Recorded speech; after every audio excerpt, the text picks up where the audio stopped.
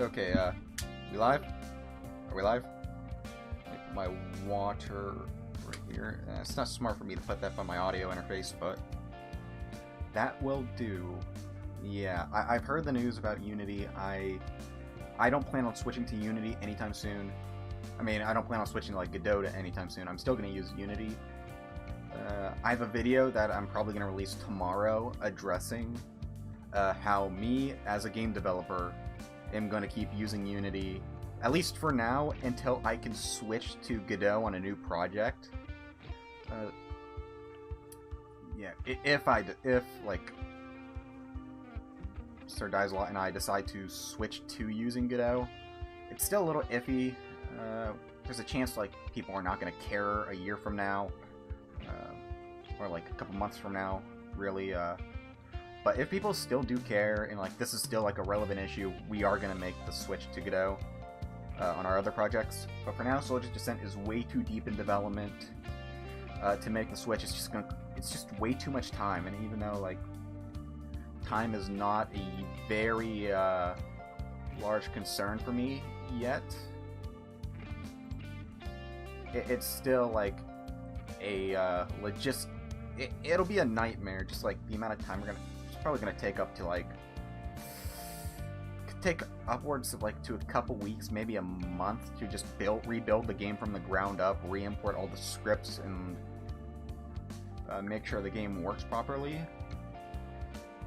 Because yeah, there's some like scriptable object stuff that Unity uses. I don't know how to use Godot script. I know you can use C# in Godot, but I don't know how supported that actually is.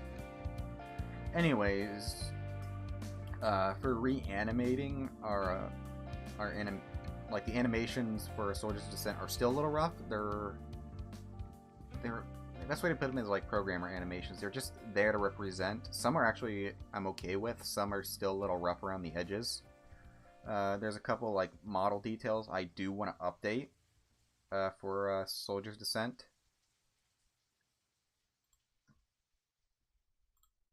Yeah, let me get this little gizmo up. Save. Well, that's just my take on. Let me turn this down a little bit more. Actually, no, I'll turn that up on a Streamlabs. Like that's another one. The whole like Streamlabs OBS like stuff that happened a while ago. That nothing really came out of that. People are still using Streamlabs. People like I am.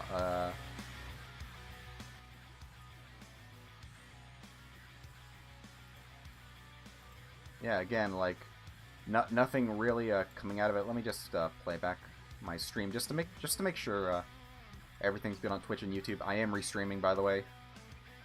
So let me switch to live. Check 720p. I don't know why it's up streaming to 1080p on YouTube. That's kind of weird. I could have sworn I set the stream output to 720p.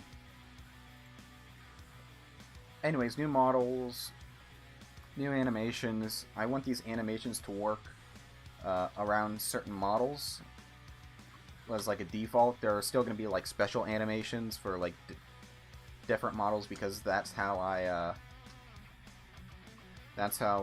created the animation framework. Anyways, here we have an M4A1, which is going to be the basis for other objects like the like a more customized M4A1. I'm going to be using multiple references. I don't know why the stock on this one is tiny. This is a tiny stock for an M4.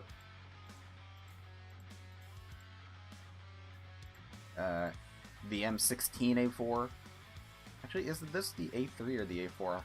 I think this is the M16A4. M16A4.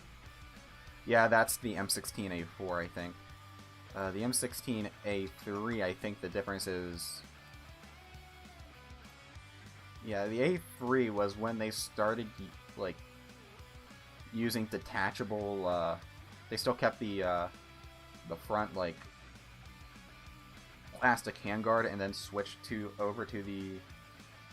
started using the detachable carry handle sight. So yeah, this is an M16A4. and then also the M16, or well, the M16A1, and I think this is the M16A3 or the M16A2. Let me check. M16A2. I think this is either the A2 or the A3. I don't know what the generational difference is. I get one is detachable and one isn't, I think. I don't know. Well, I don't know what the difference is between the A2. Is it firing capability? I mean, the A2 and A3 look identical. I think it's one uses burst and one uses full auto, I think. And like there's some like difference between the sight. Yeah. I'm looking, you know, this one says that there's some sight differences on the A2 versus the A3 on Google. Most reliable source, by the way. Anyways, where were we? Oh yeah, designing an AR platform rifle. So I'm planning on there to be 4 variants. The AR, of course, like the regular like AR platform, 16-inch barrel, all that. The M4A1, and like different M16 models. Definitely the M16A1. I don't know if I want to go out of my way and do like the A3 and then like the A2 and all of that. If there's a weapon customization feature, definitely. I don't know if I want a weapon customization feature in Soldier's Descent.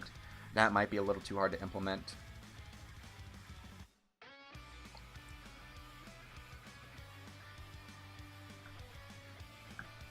It'd also make a lot of it would also make a lot of weapon systems in the game obsolete. I have a huge list of weapon systems I want to put into the game, just because.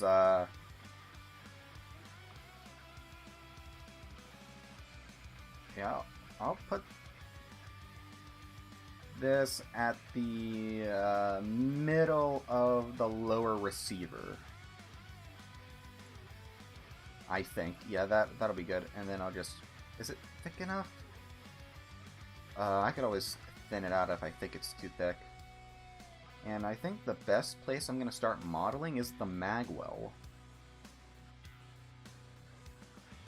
I noticed that in my workflow, I usually start somewhere around the magwell when it comes to firearms.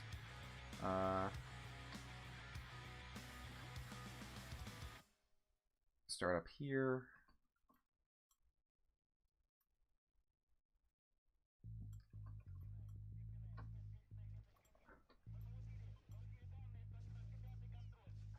Normally I start with a higher poly model and then I just cut down to a much more lower poly. So let's cut here. And let's cut here. No, that's a little too high. Have a cut. GC.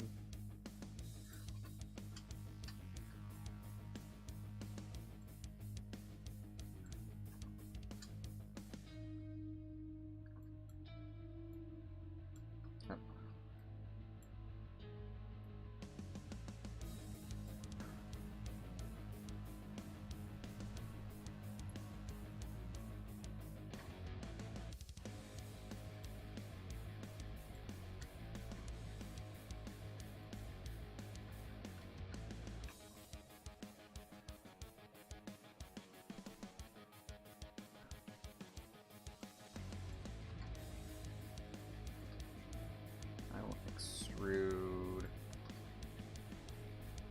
downward. Yeah, we're already exceeding like 36 tries, so this is a little concerning.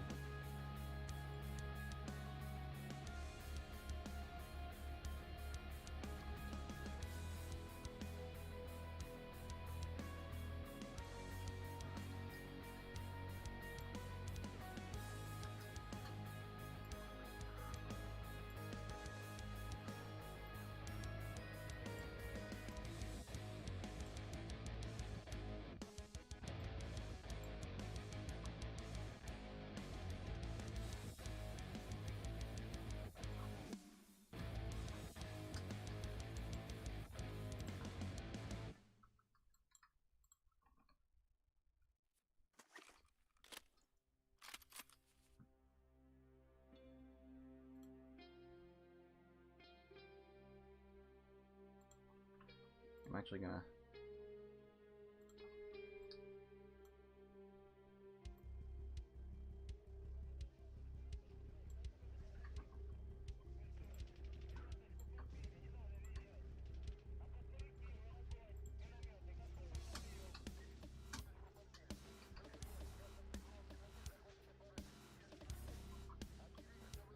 Yeah, that seems about right.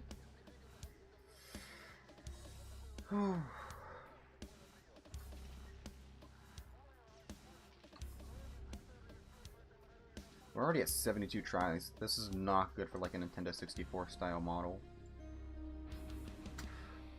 For something like the M16, things are going to be a little bit... How can I put this? The M16, or like the M4 or AR style rifles, I'm going to divide into different parts. I'm not going to attach them all to one model. So let me add what is going to be a...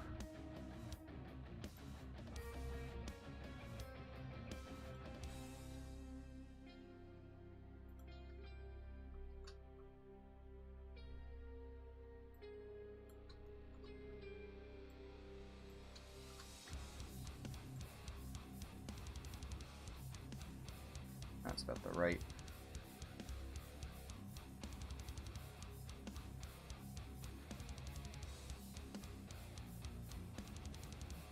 Do I make it triangular? RX45.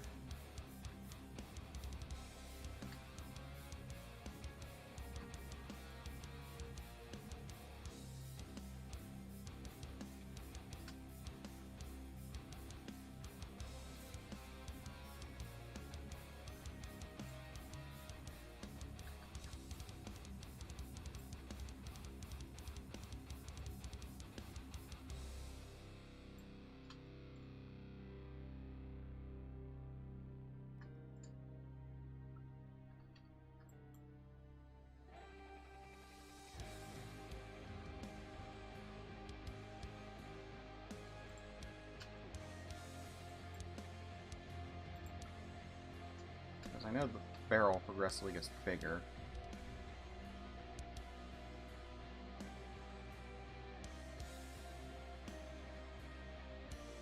Do I want to go for a triangle for like? I'll leave it as that for now. I'll type this as receiver barrel, and then I will. Yeah, because it's protruding out.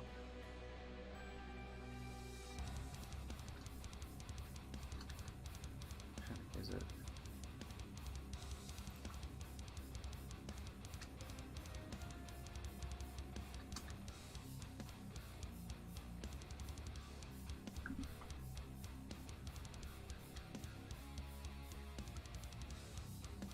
Yeah, this is an issue.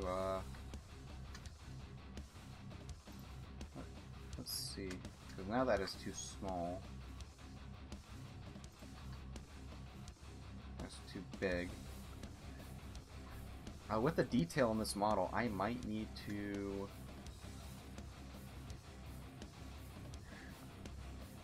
I don't know.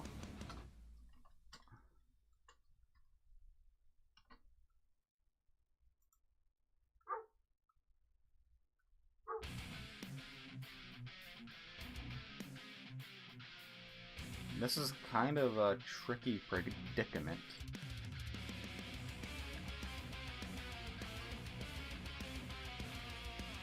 I mean, this... I'm going to... extrude and remove these spaces, because this is going to be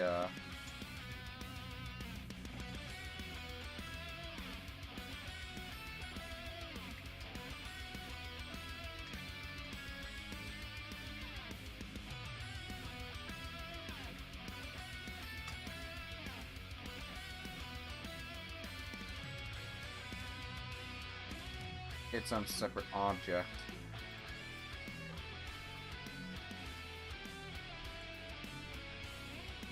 Separate selection. And this is going to be the handrail. Oh, we're already at 104 tries. This is no bueno.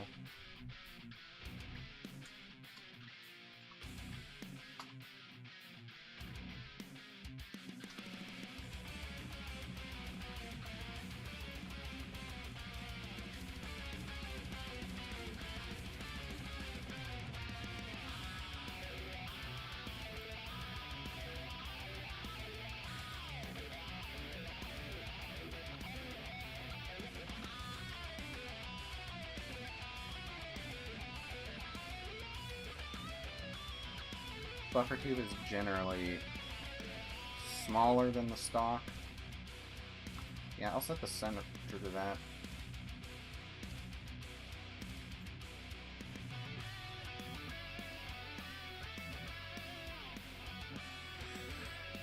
Am I gonna have to thicken it? I don't know. Here, I'll at least just block it out. I'll worry about thickening it later. RX45. I should have went to edit mode and did that. RX45. I'm kind of picky when it comes to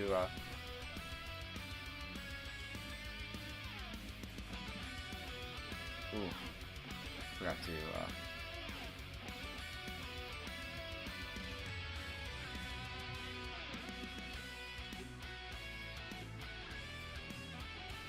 okay, scale it up.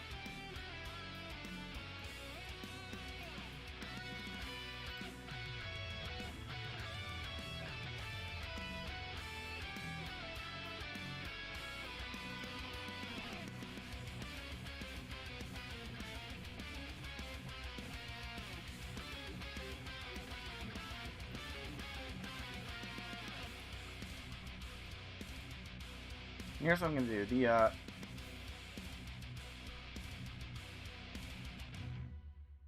The stock is actually how can I put this? Telescoping. So I'm gonna make the initial stock first. Oh, I don't know if this is gonna look weird.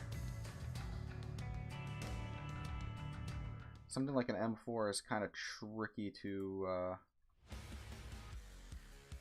get down, because, like, does this look good? I mean, it's kind of in the general shape of a stock. Let us try... No. Can I do vertex sliding? I never really... Yeah, it's actually Shift V. I normally do edge sliding, which is kind of weird.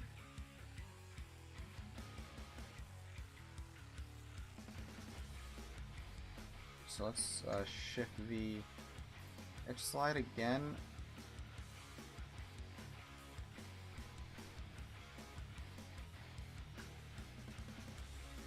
And then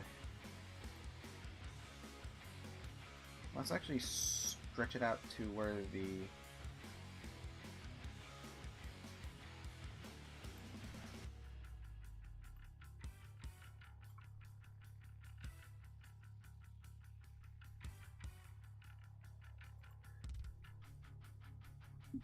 yeah, because this is kind of wonky. Here, I'm gonna look at my AR for a second. Oh, I really should put a bipod on this thing. Would it really help? Ow, my... Okay, let me look at this. Let's see. It about tapers out like that.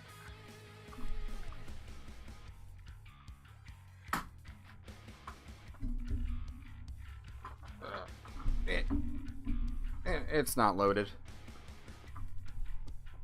I'm gonna move forward. I don't want to like bash the optic and like it gets like off center. And yeah, and then widen it out. That's about right.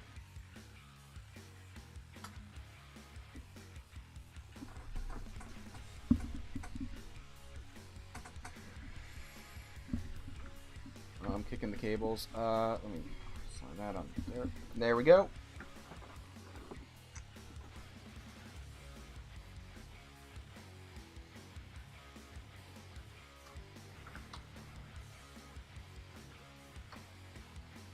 $124 tries. This is not good. Yeah, this is a much more. I think it's just because like I have these extra vertices that I need to dissolve. So let's dissolve. No, that is not good. Normally, what I do is I merge them.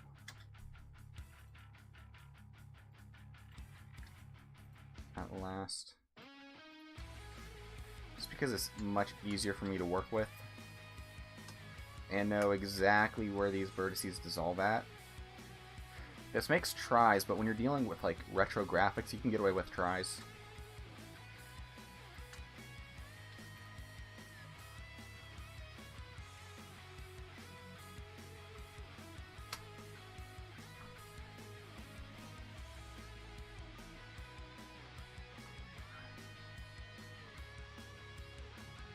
And voila, that cuts it down to 108.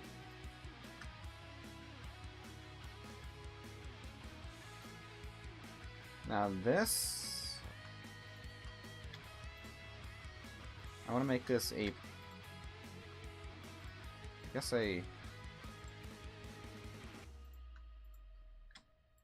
let's make it a perfect square first. Generally, M4 or like AR styled handguards are very uniform shape-wise. So if I were to widen this out on the y-axis,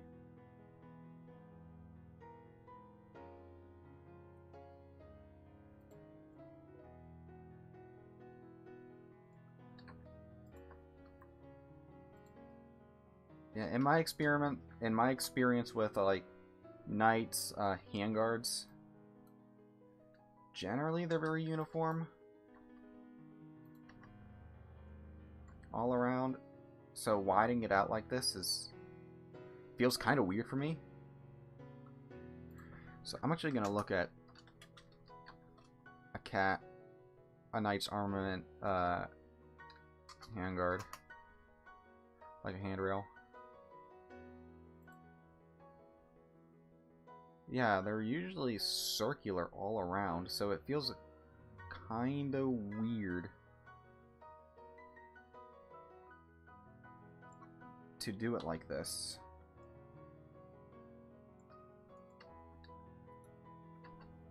I don't think I can get away with... No, I can't.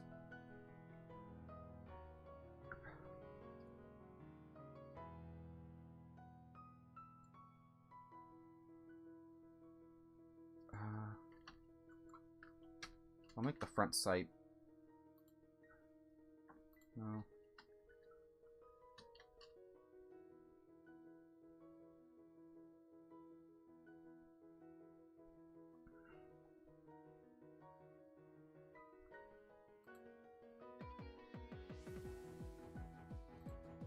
The front sight gas block, which is also going to be rotated at a 45-degree angle. It gives it a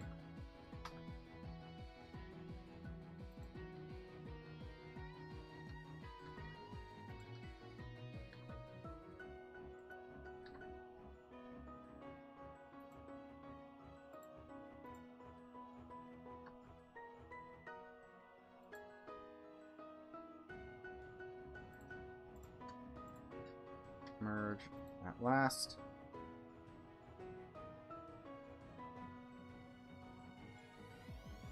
Nah, I gotta make it more low profile.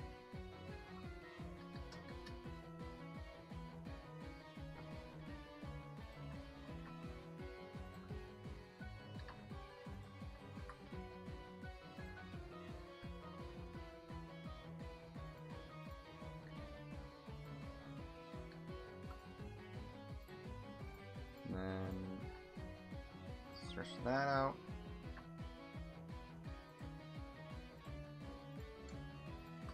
Merge at last. And now let's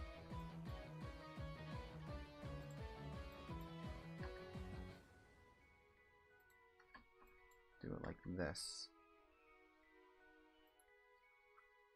And then delete this face.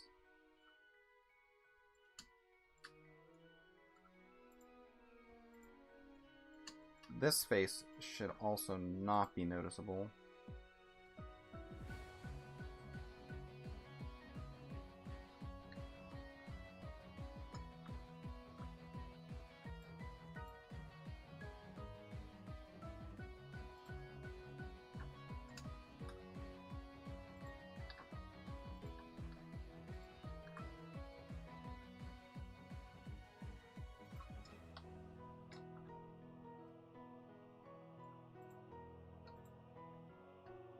Let's widen the stock out, or the receiver.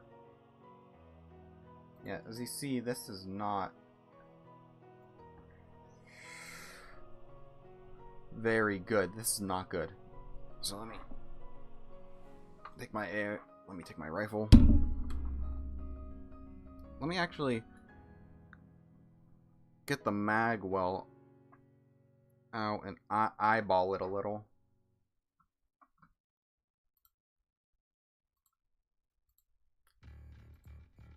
Okay. So S Y. No, wait, I'm not selected in. SY. I have to hold it by the magazine.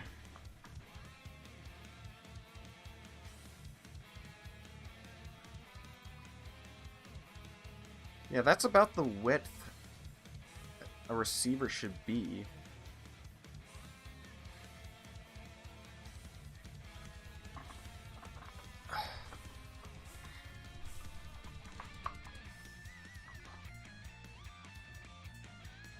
Then again, an AR does taper off a bit at the top.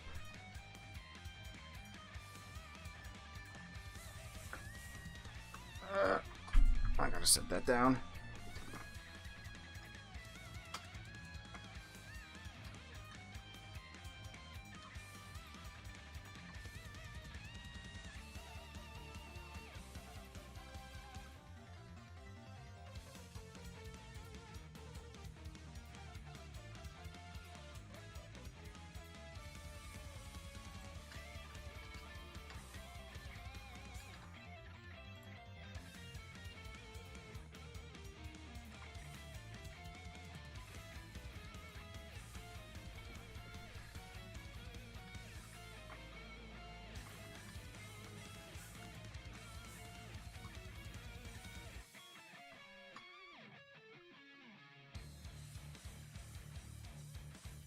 This, I think I can taper down, or like, yeah.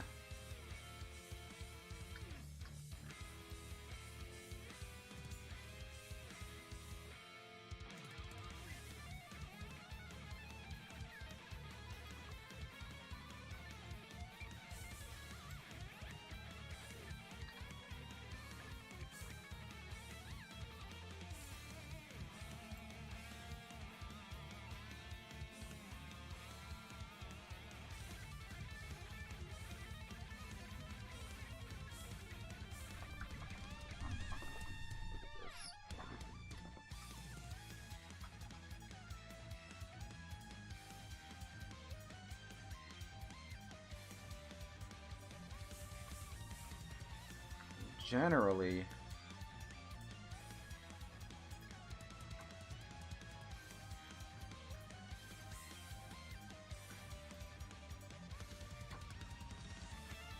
there we go.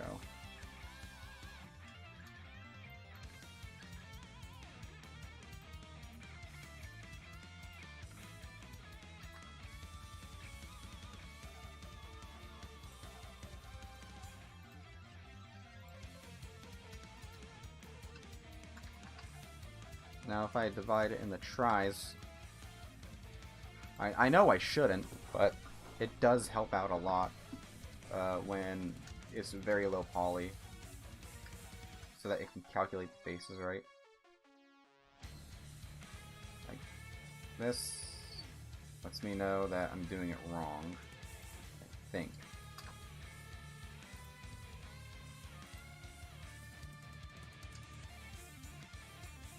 Let's do it the other way.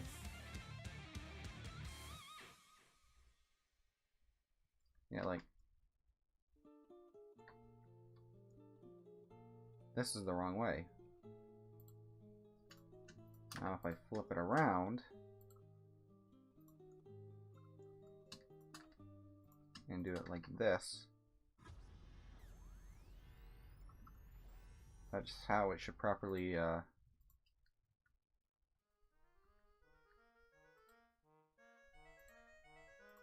do it. Yeah.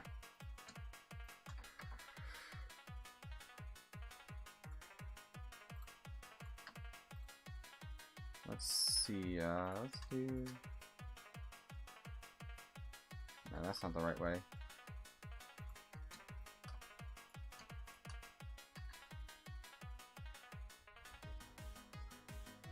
This is the right way. Should I do it this way? Yep.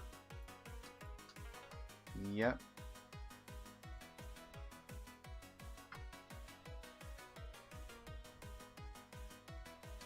And then, let's see, is there none? Yep.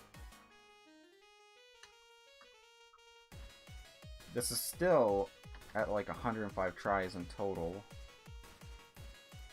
The background image does not count as a try. Like, does not add to the poly count. Now the problem I am having is here, let me check this out as the stock, and that as the front sight. Gas block.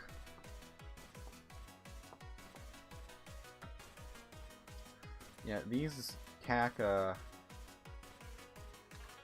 handguards are generally round.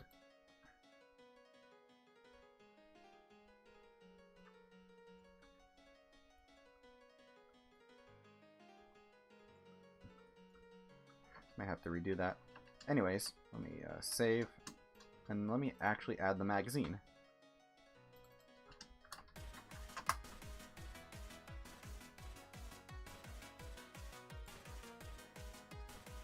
Now, generally, the magazines are about... let's see.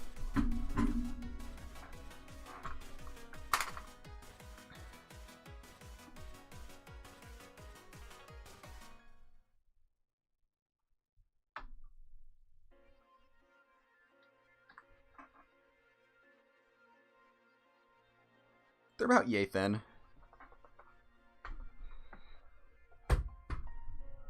At least the PMags, because I own a PMag. Let me take mine out.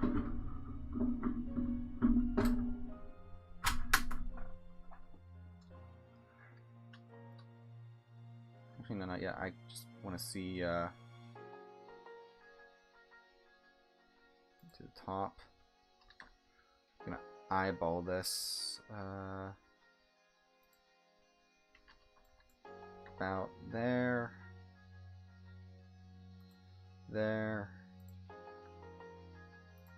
extrude,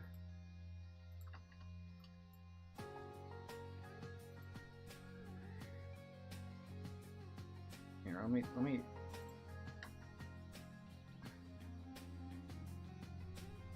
okay, that feels way too fat for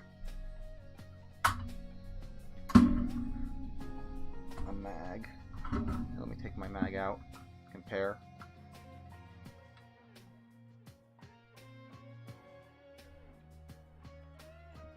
Yeah, let me thin it out a little.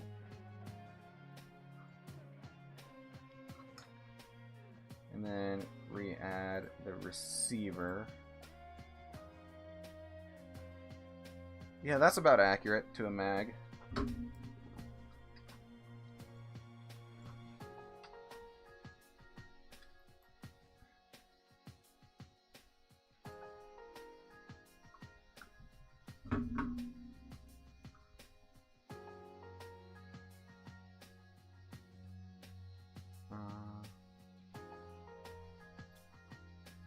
It actually needs, this part needs to go up further, actually. Because when I do this, and, well, let me, just, you know, rack it.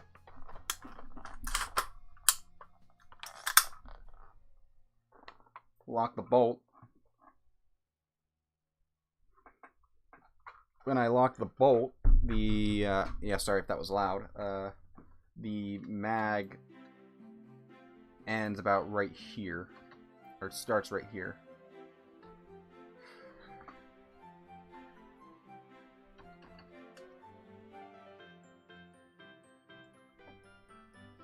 Certain sacrifices have to be made because this is a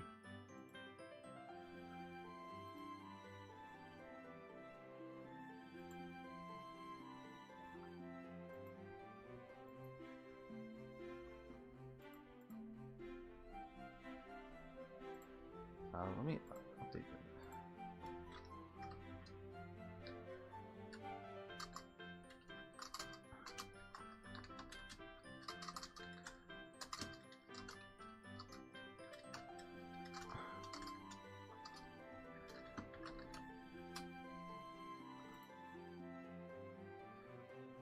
Let me see if this updates. I just gotta... Oh well, I've been at this for about 40 minutes now, huh? Yeah, a lot goes into the into my my workflow. I can cut out 1, 2, 3. Cut out 1, 2, 3, 4, 5. I cut out 6 tries if I turn this barrel from like a cube to like a triangular prism.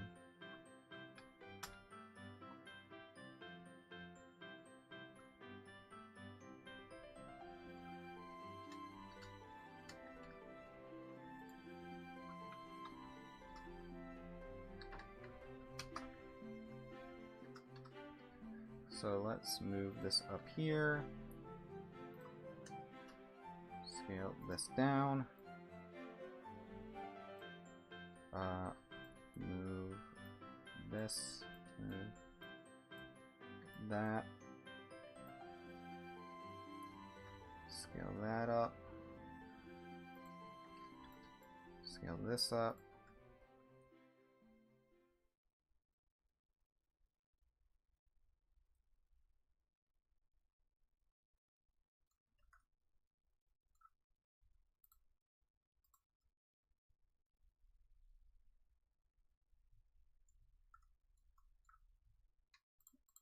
Face. There. Face. There. And as you can see, this is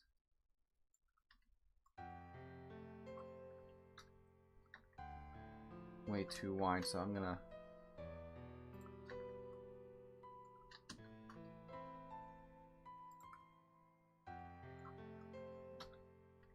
and it's still a little too wide.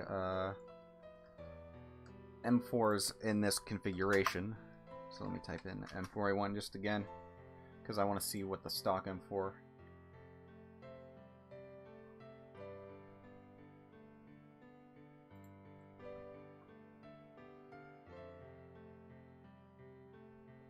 Because as I'm looking, this right here is usually a lot smaller.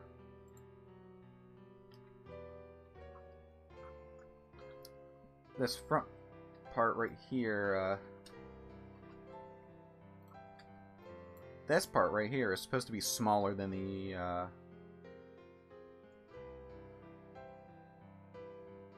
than what's shown.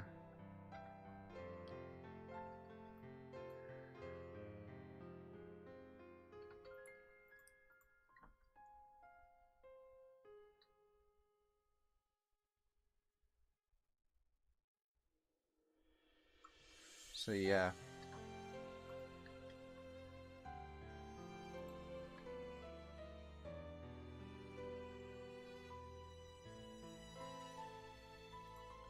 This one I'm actually going to bevel because the actual like knight's handguards are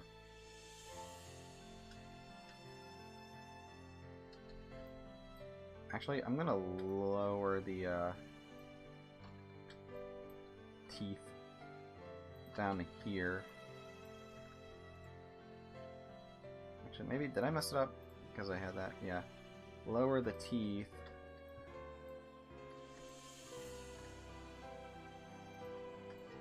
Down here.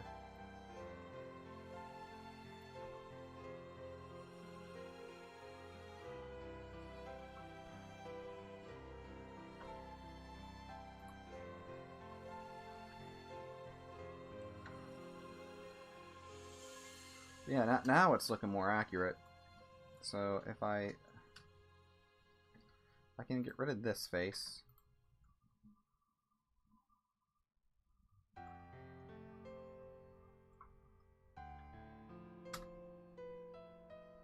Actually, no, I actually need the teeth up here to line up.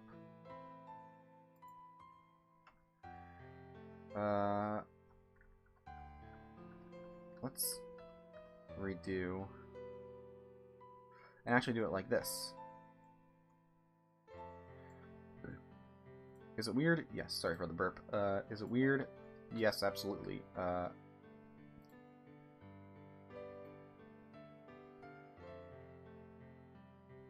Is it correct? Absolutely not. It's just one of those sacrifices you have to make. So let's grab these. There should be X, and then line that up here.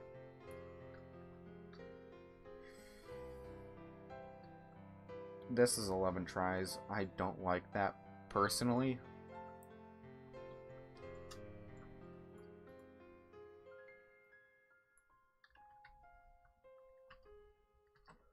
I hate how high poly this is so far.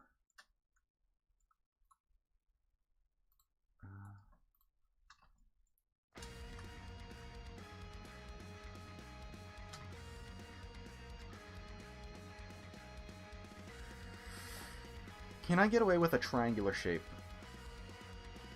Because this is at 135 tries.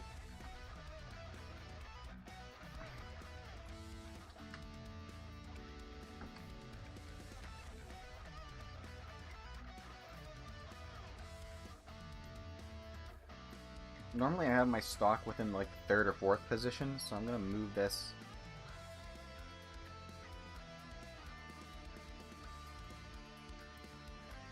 Actually back here, which is about like third position, fourth position.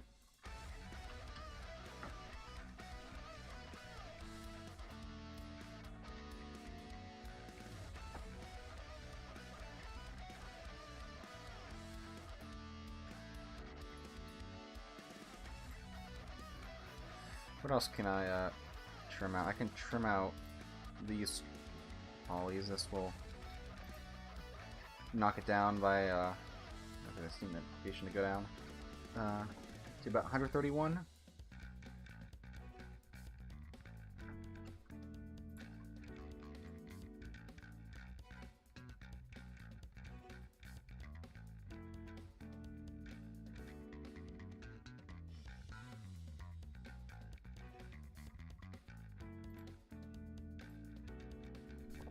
In regards to the AR's shape,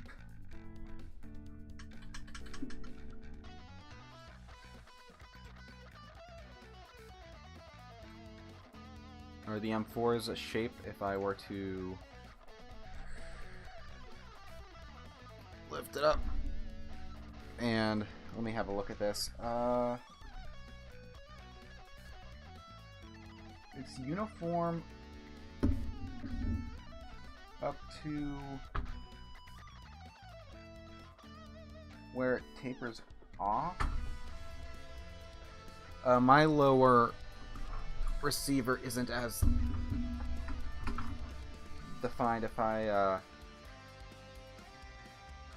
go to if I view this edge, yeah, mine isn't as defined as that. I wish I could prop up my AR so I could just look at it as a reference.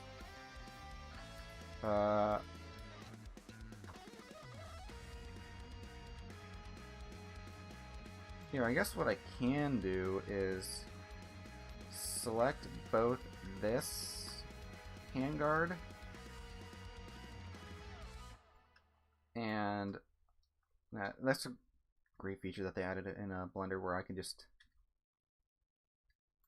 grab both faces and just lower them to about, because it's just at an angle. So I can just lower it.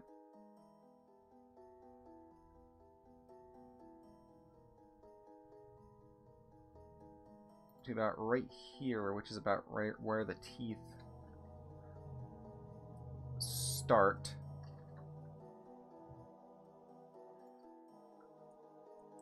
But then it gives me this. Which is more circular. It looks much better, in my honest opinion. Okay,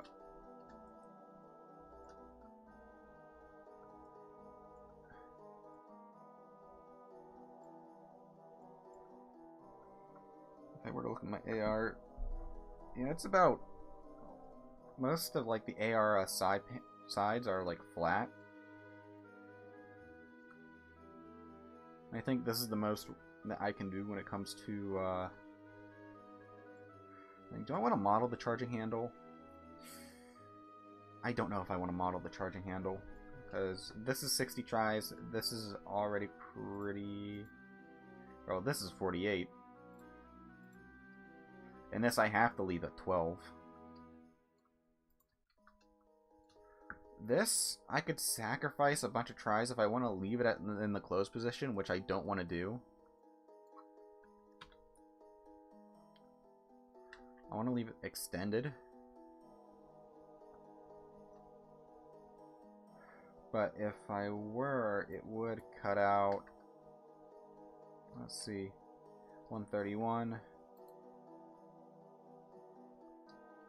No, I didn't cut them out because all the way. So 131 to 123, which is very tempting.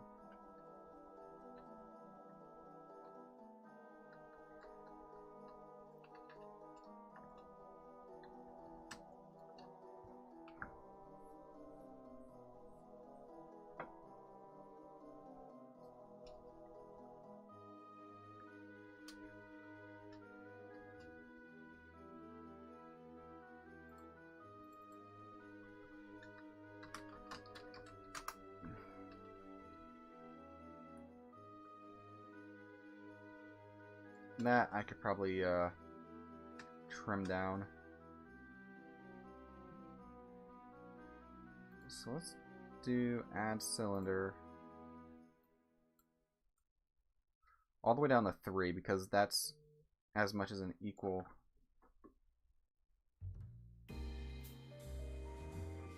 That's as equal as it's gonna get.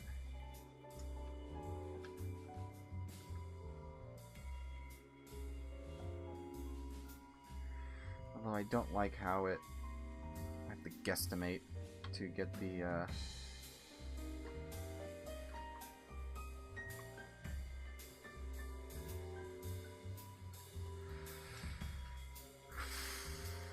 no, not a cylinder, or maybe a cylinder. What if I were to do it like this?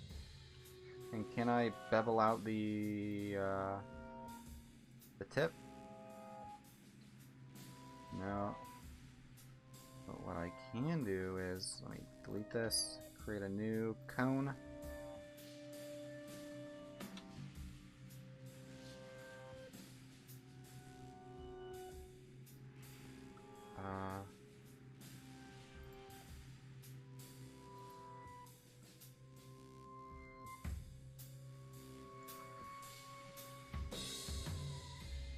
Is that in the dead center?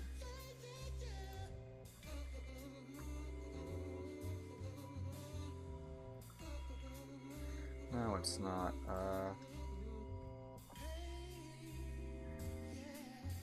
What if I make an icon sphere? And then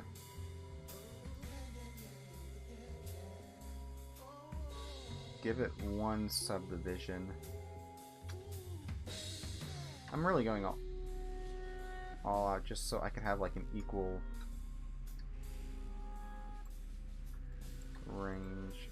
Let's do that. Let's go up. And let's merge at the center. No, that don't work. What if I do merge at last? I need to see. Let's go to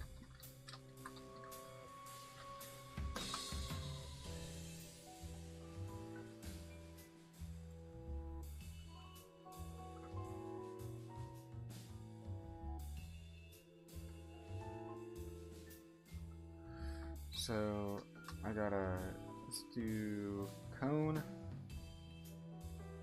radius 2,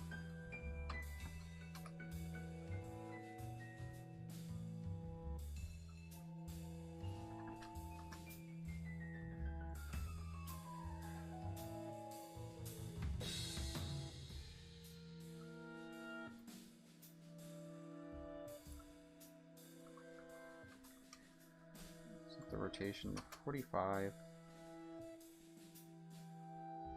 Should be about the center.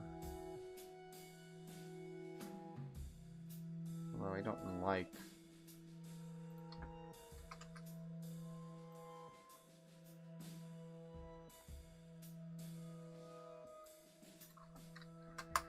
Let's do 30 degrees.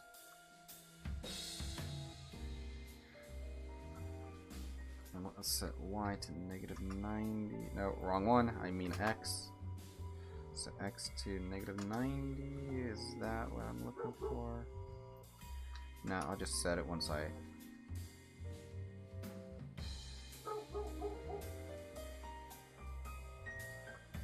X 40. No. RY 40. Yeah. 90. -90.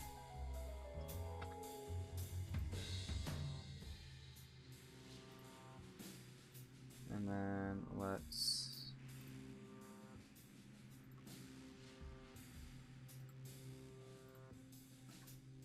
do this.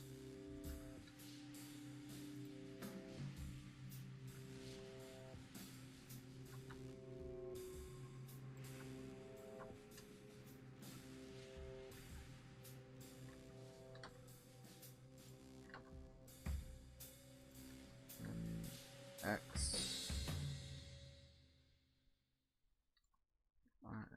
X 45. No. X 45.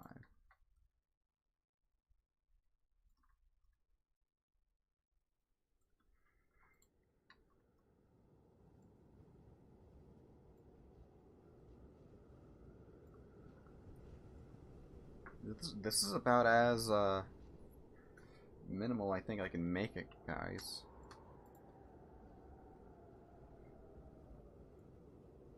Any more and that'd be eating away at the model data.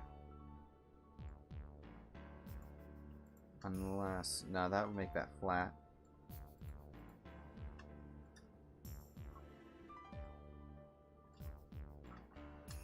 Yeah, I hate to say it, but this is as low as I can possibly physically go. Unless I cut this out and then just move it back.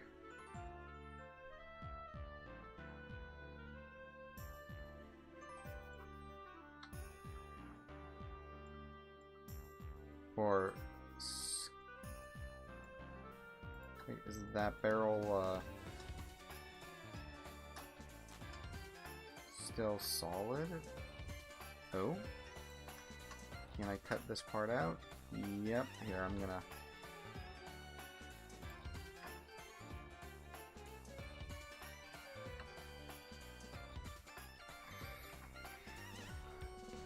if I remove this, that brings it down to 119, which is good.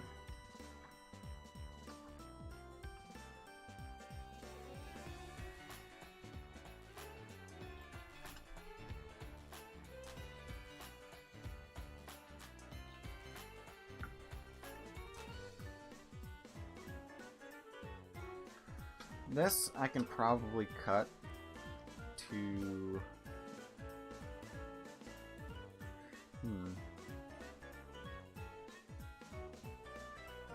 I can probably remove this space.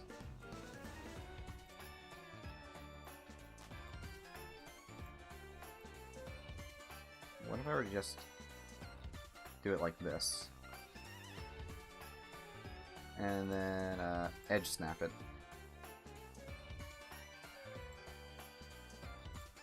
And then to give the illusion,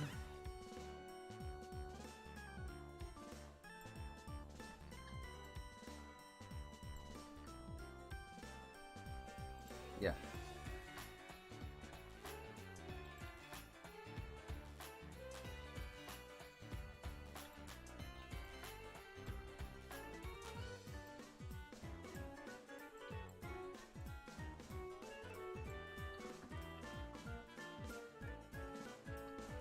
Yep, there we go.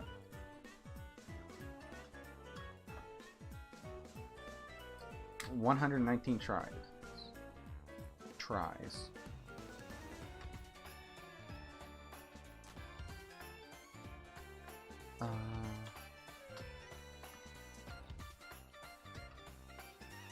Let's add a few more details. Maybe. I want to try adding the...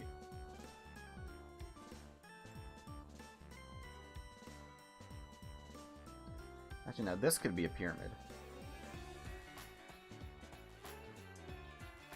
Yeah.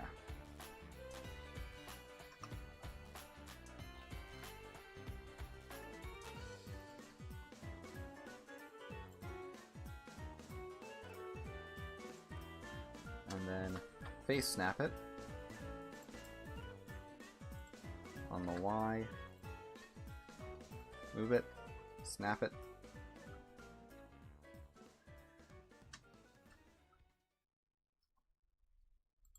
twist it around, move it,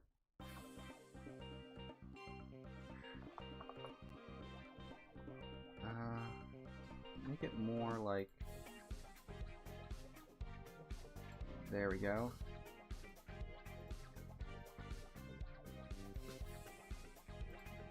And then set its local. No, or maybe normal. Yeah, local's fine. To about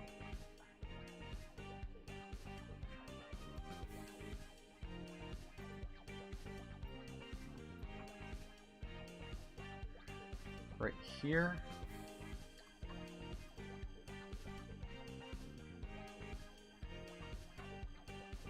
Nah, it's too...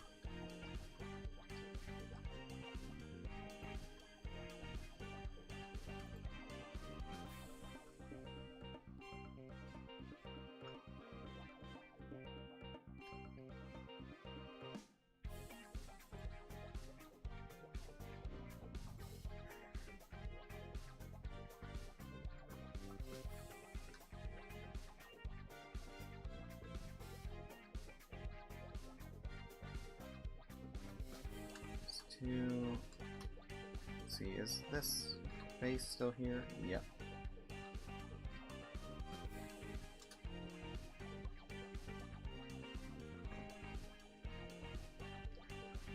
Nah, I don't need this.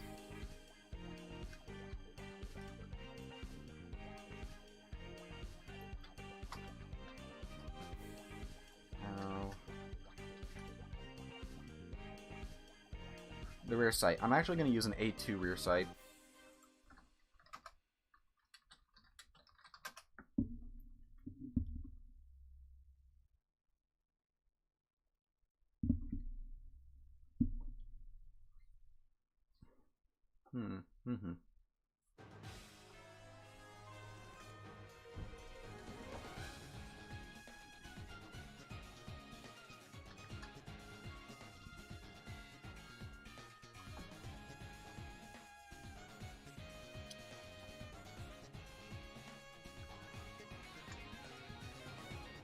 Maybe.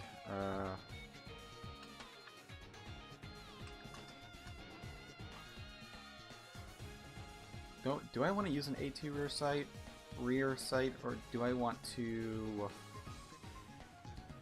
do a flip up? Design decisions. The A2 rear sight is probably going to be the most effective way to convey a sight. Or should I go for the stock Matek? Because if I do this one has the flip up. And that one also has the flip up. That's just a standard carry handle.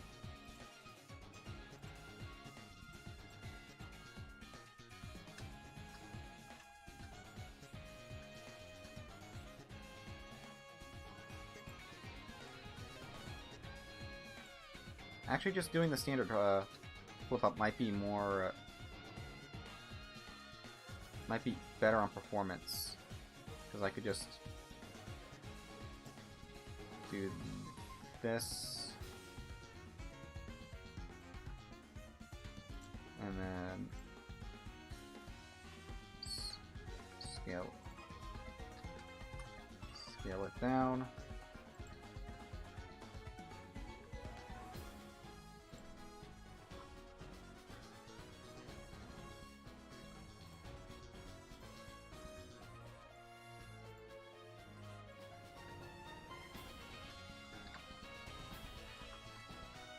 Widen out.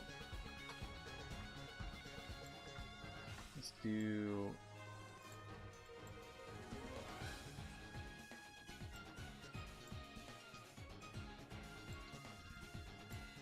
this.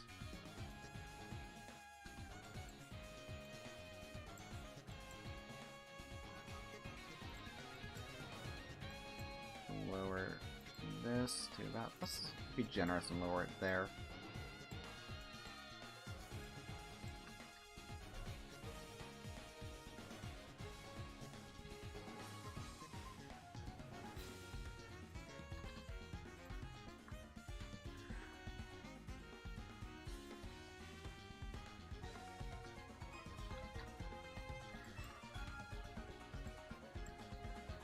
You know, let's do a flip up. Like one of those stock flip ups.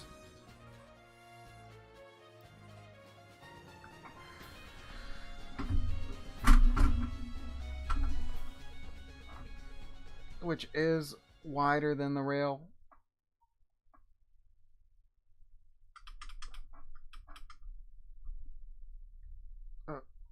Put the safety on.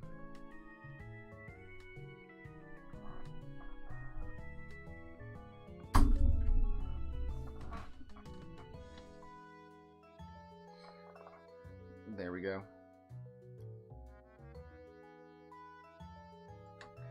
Actually, no, doing it like this would be easier because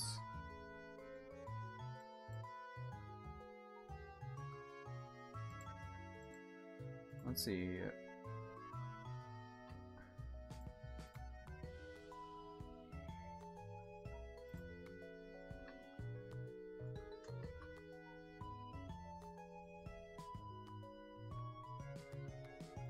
Because then I could just add a plane. Not even gonna.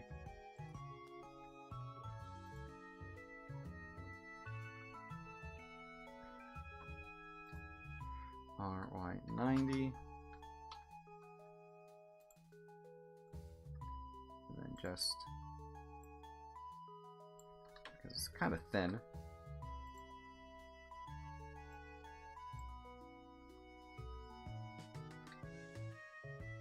There we go. And it's kind of at an angle, like that. And then, no, oh, I have snapping on, that's why.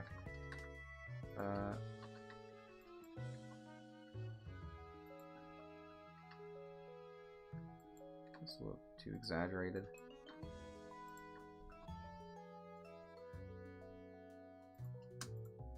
I know these backup irons are actually a little bit wider, but yay wide.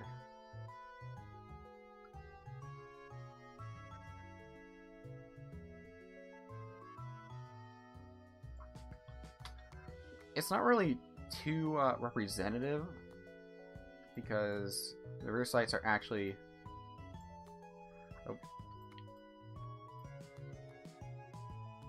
much lower.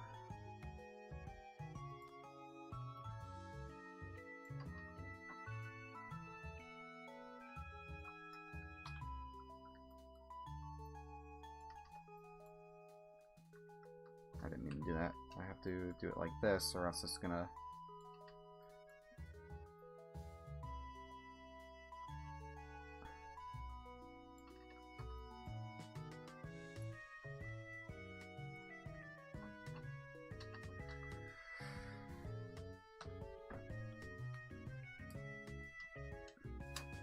Does this? Yeah, that could... Yep, that works.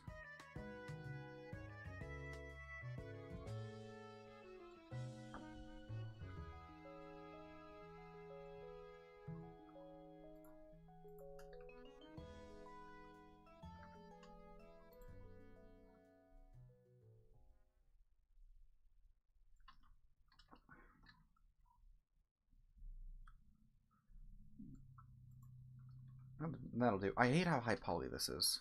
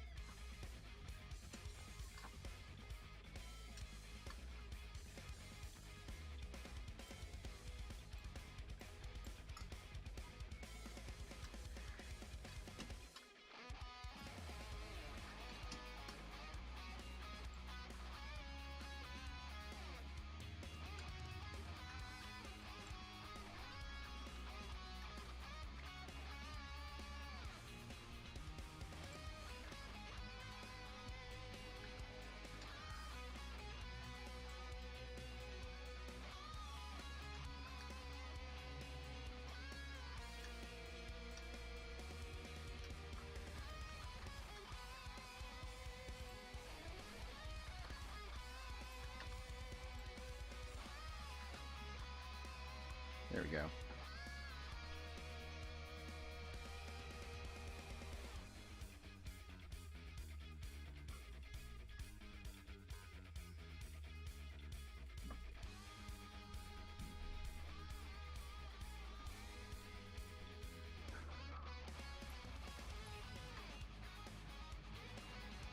I might be able to get away with this. Hold on.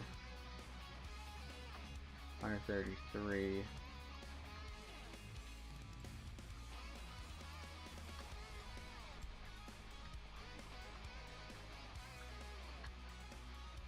A little bit of corner cutting, but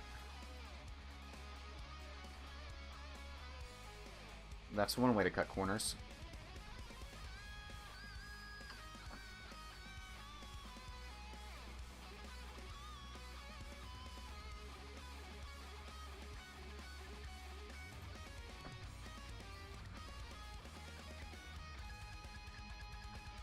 Now this one, I can remove the bottom face on this one. Brings it down to 127 again.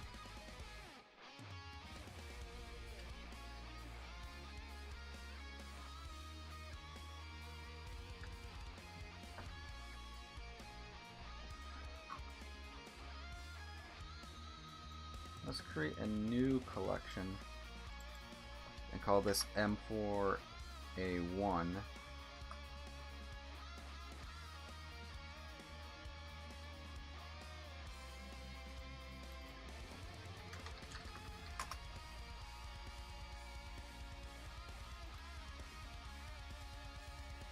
Or any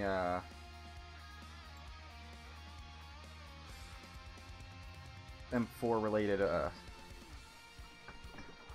parts are going to go.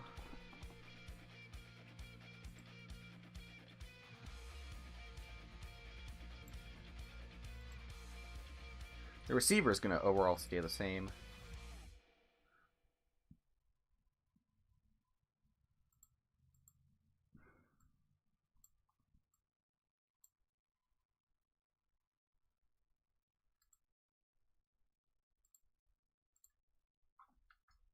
Okay, now it's time to switch to the M16. That's also the M4. Which I'm going to duplicate the stock on this.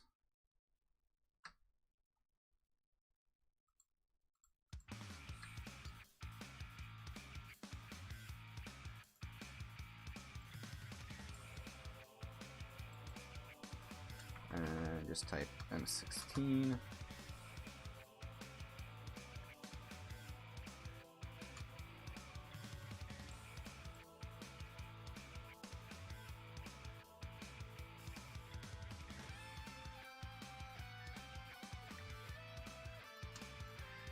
Merge at last.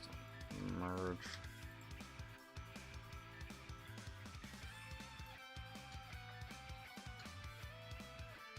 Merge at last.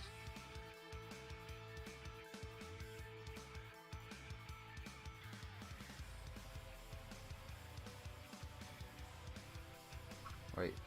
Oh, I gotta hide the other stock. I'll work on this stock.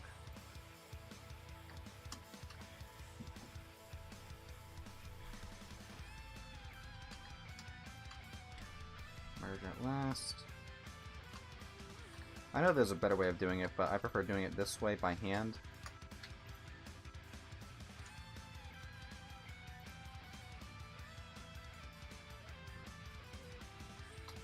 Just because it feels better.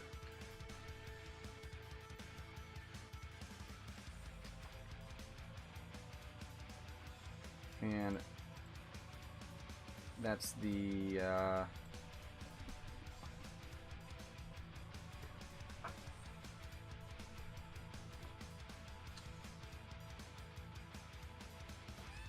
M16 stock. I'm gonna name this barrel M16. Hide this and extend this out to all the way over here, because that is a 20-inch barrel.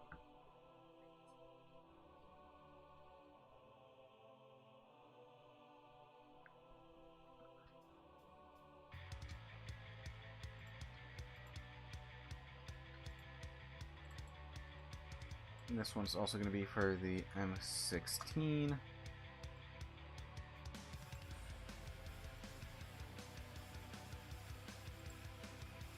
This one, oh, to disable that, simply going to move this one up here.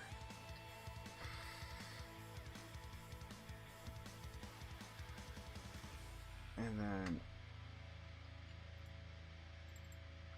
handrail M16.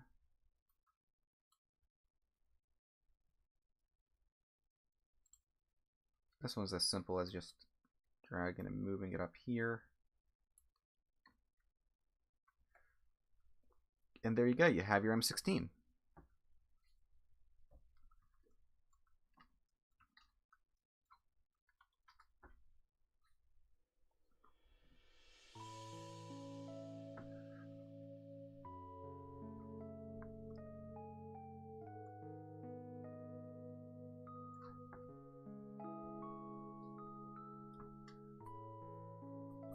Now, the AR style rifle is actually going to be a little different. This one, I'm actually going to...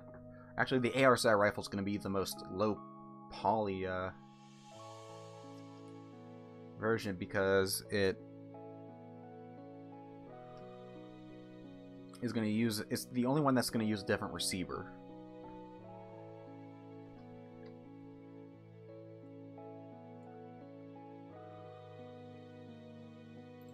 So if I deactivate all of these, next one on our list is going to be the M16, which doesn't use the rear sight. still uses that. So I'm going to create a new collection. Call this M16. This is going to be the A4. I'm just going to have the barrel. This reference. This reference. This reference. This reference. I'm actually going to put the receiver in the M4. Same with the magazine, why not?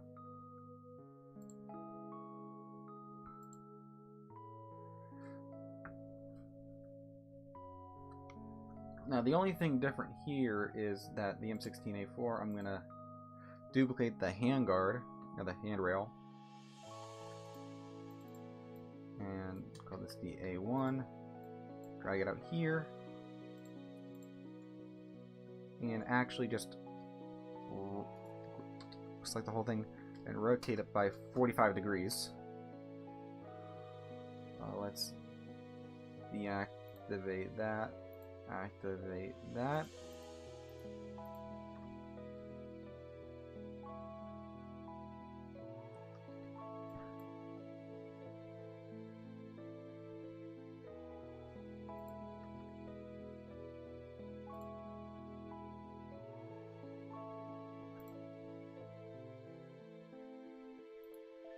What is this? Hold on. Stream for 250 hours total. Damn.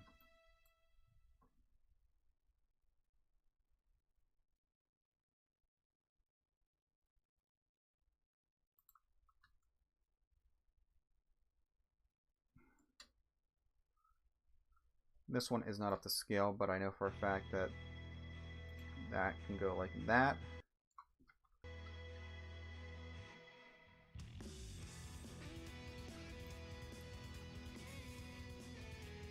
Top rail is normally flush with the handguard, about-ish.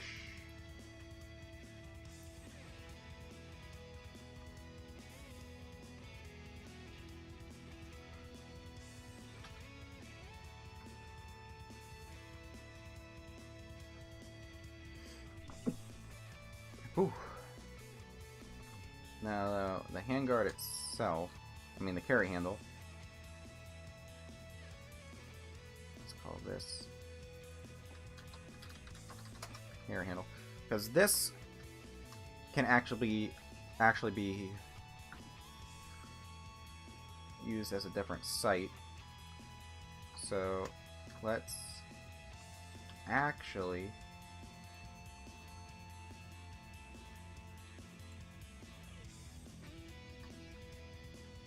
move it up here. And then actually move it so that the model is touching that. Edit mode, scale it down.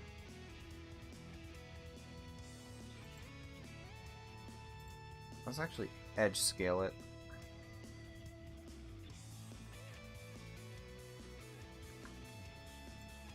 Yeah.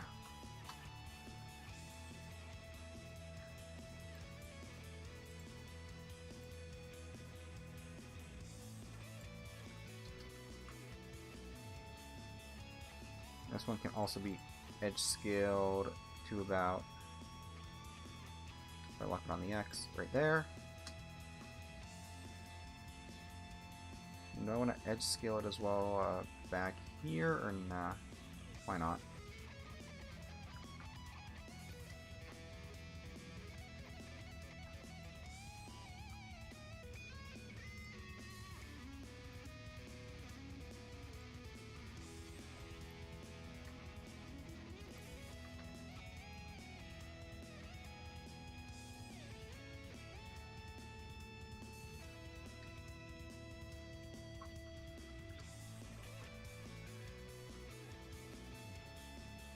Now on both sides of this, scale it down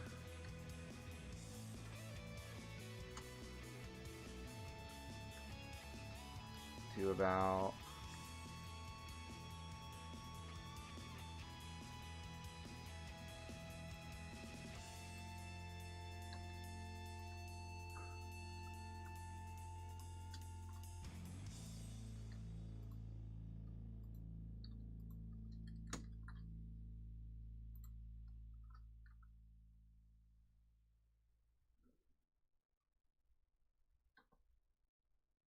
There, delete the faces.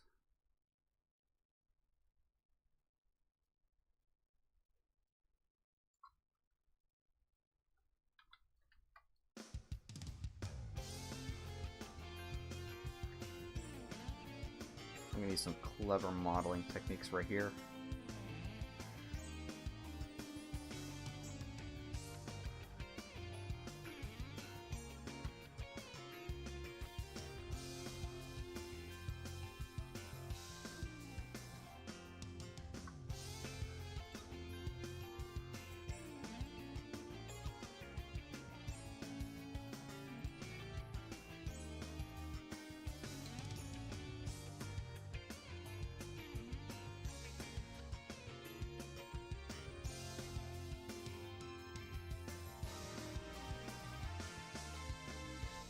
Actually, merge this as center.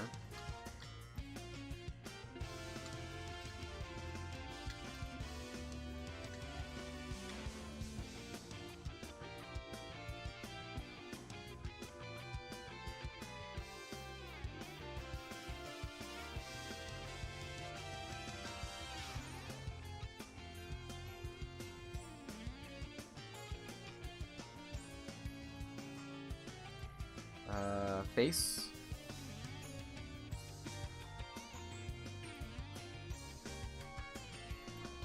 Face, and then let's reactivate this, the fourth one.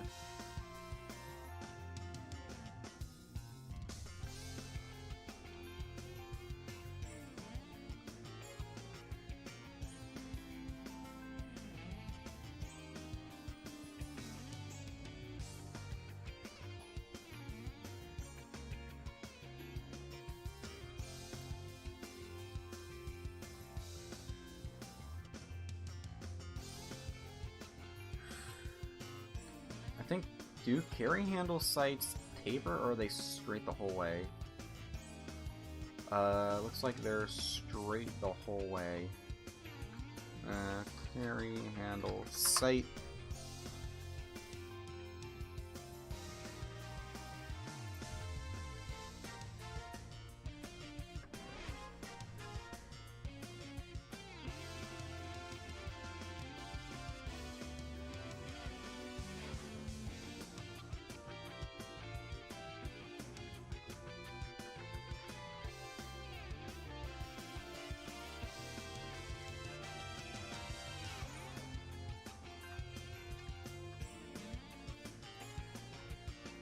I guess I'll keep it that way.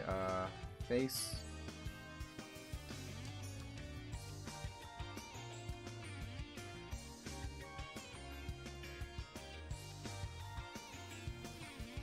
I'll at minimum,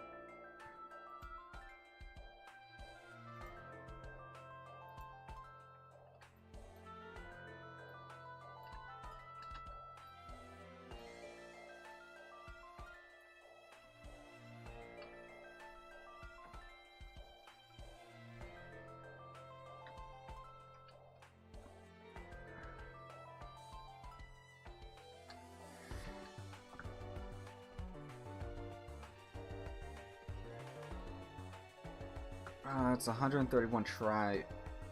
I hate how high poly this is.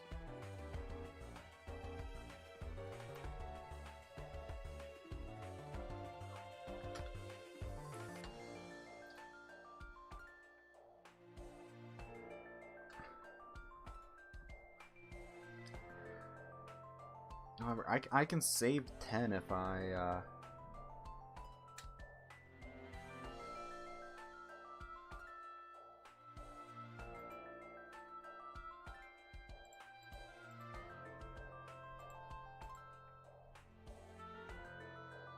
Let me go to this M16 stock, and let's actually, because it's actually wrong. This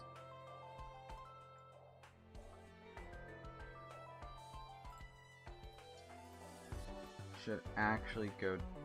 No, gotta disable that. Go down, almost all the way down. Yeah, now that's accurate to what the M16 line of rifle should be, and then move that down as well. And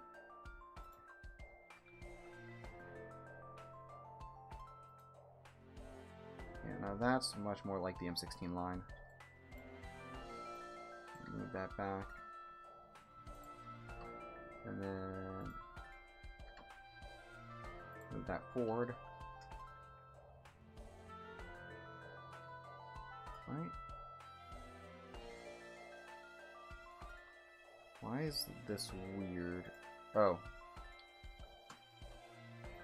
That's why. I need to reduplicate the M16 handrail.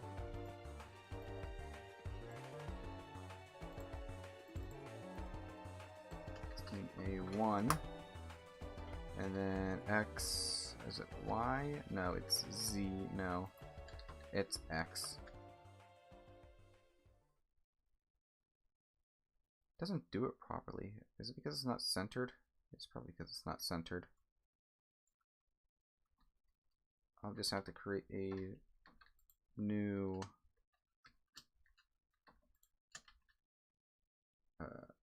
one. No big deal. And let's see, this one I'm gonna skip this. If the video will pause, come on. I don't want. Let's see. Let me just. And Chrome crashed. Perfect. I don't know why Chrome likes to crash every now and then. Let's go here. There we go.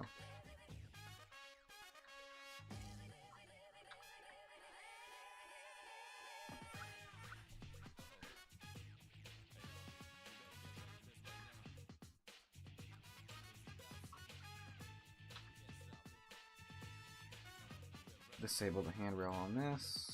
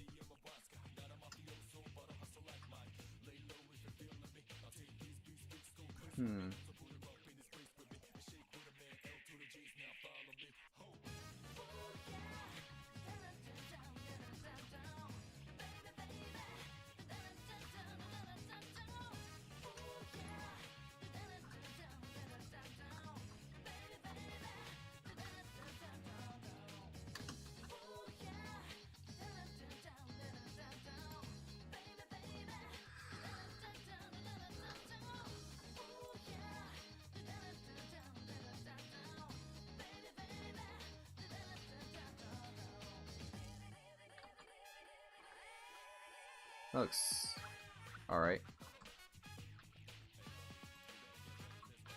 Then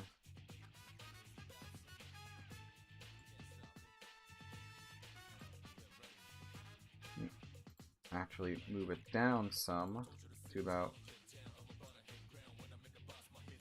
right here, because that's where I set the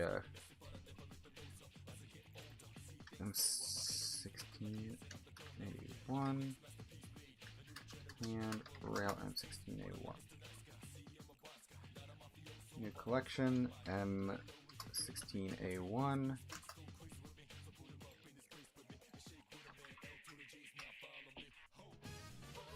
There we go. And for the handrail, or the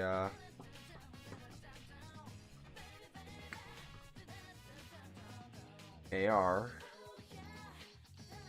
new collection, AR. I'm actually going to hide all these collections. Pull up the M4. I'm going to reuse the M4 as a reference. This I don't need. Receiver. Stock.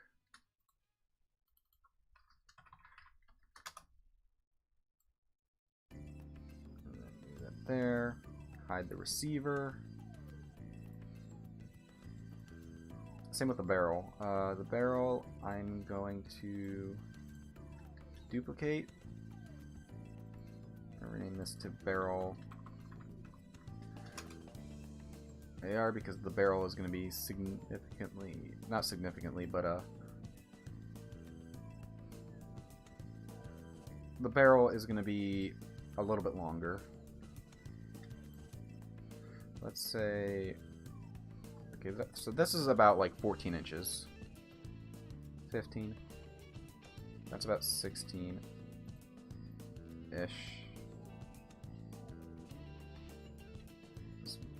That's more like 16-ish. Because the M16 uses a 20-inch barrel. And that should be about like middle ground between like two. I think I did it wrong. Yep, I did. I did it. I didn't wireframe when I grabbed that. So let's move this. That's about 16 inches. I guess. 14, 15, 16, 17, 18, 19, 20. Yeah, that's about 16 inches. ATF's gonna knock on my door any minute.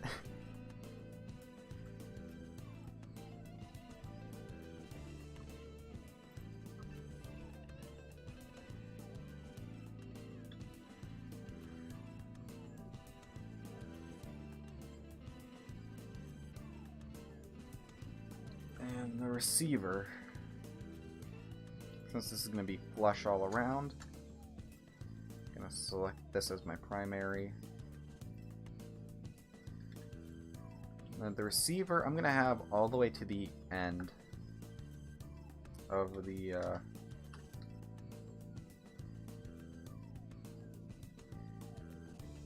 barrel. Well, not really all the way to the end. I guess like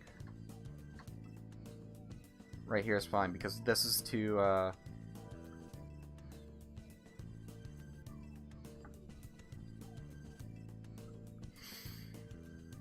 represent the AR platform, which is actually, if I I'm gonna measure the here. Let me measure the length of like my AR. My AR has an M-lock on it, which is what I'm gonna base mine off of.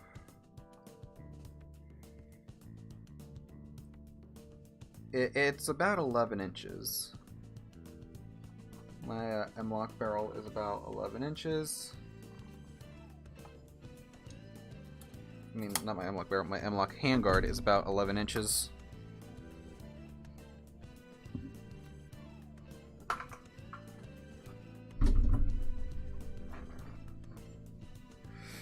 That won't count as TOS because I'm not actually showing it. So who's to tell whether I'm lying or not?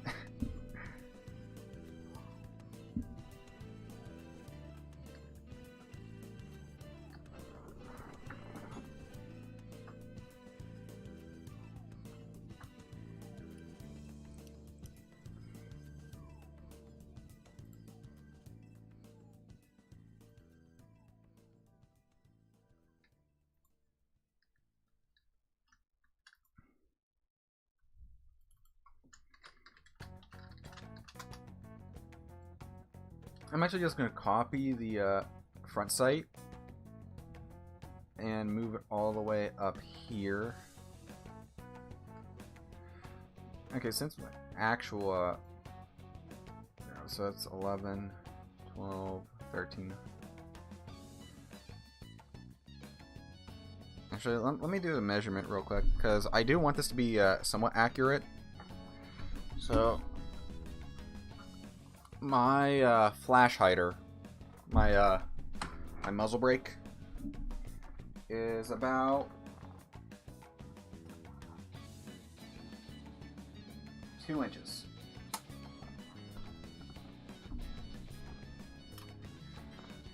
And my overall barrel length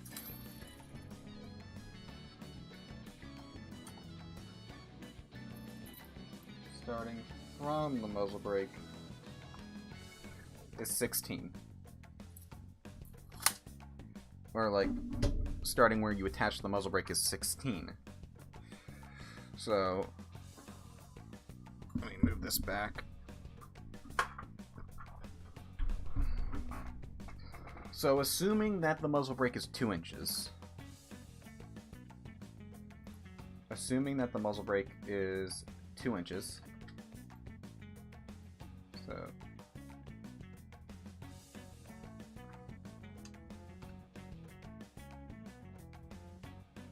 that's about 2 inches.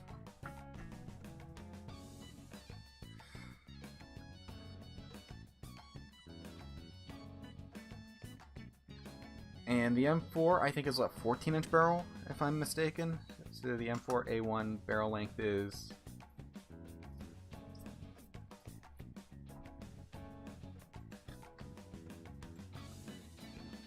It's 14.5 inches. So I'm close. So my guess is around where you attach the... about like right here, it is about the 14-inch mark. I mean, the 11-inch mark. Give or take. What I'm actually going to do is take this and actually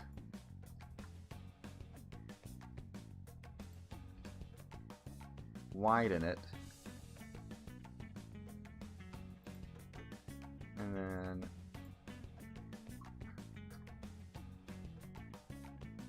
move it to about right here. Actually, instead what I'm actually going to do is take this. Wait, where'd that go? Yeah. And then just mesh.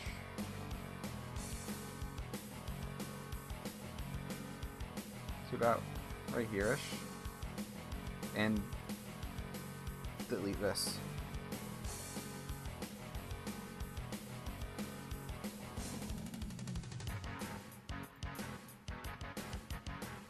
And maybe normal. And actually lower it to about right here.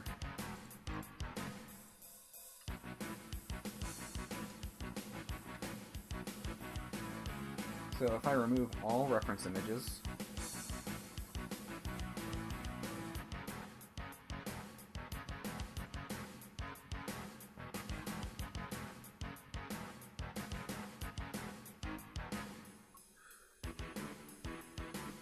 actually stretch it out a little bit, yeah.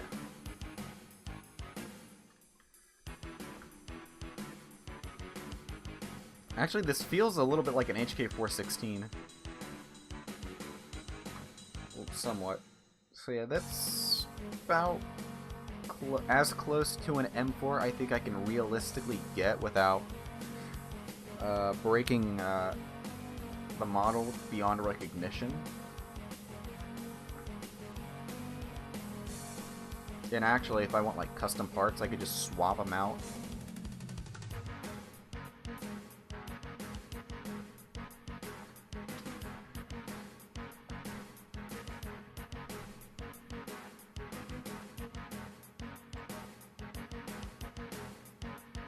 Let me actually, yeah.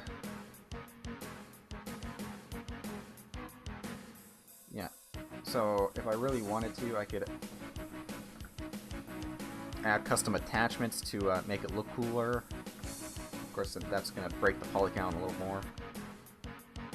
So yeah, that's one weapon system done.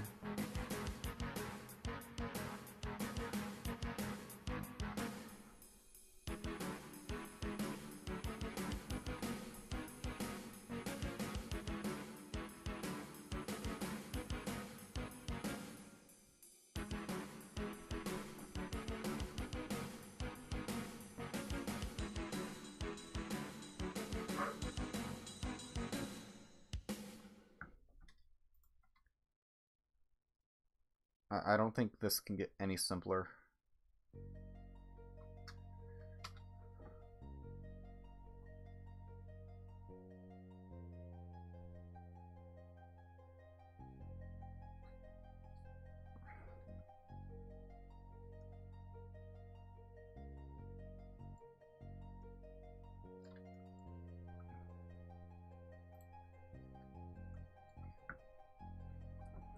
The most this polycount's going to be is 130. 130 tries. I could remove the top, but I actually do want to animate magazine reloads. So yeah, this is as much of an M4 AR platform as it's gonna get. I'm satisfied with it.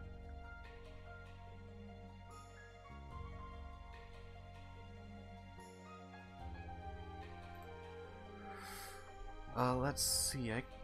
What other one do I want to do? I want to do the... Let me open it, because I kind of have this model, like, kind of ready.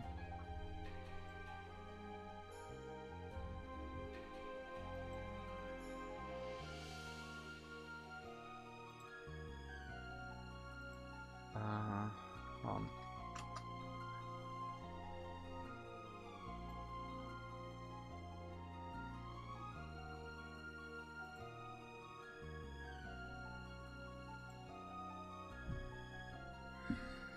What's next on our agenda?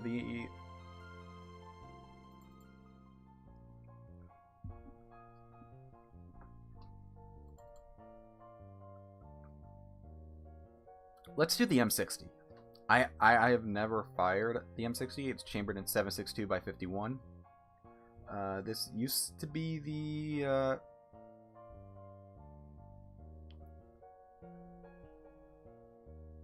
weapon squad rifle of choice.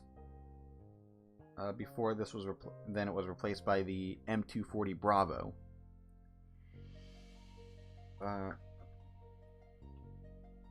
It's bipod. I think you can do tripod. I don't know. I've never shot. I've never held an M60 in my hands. I did hold I've held a 240 before, so this one's going to be an interesting model. Let's see if I can get the scale right. That seems about right.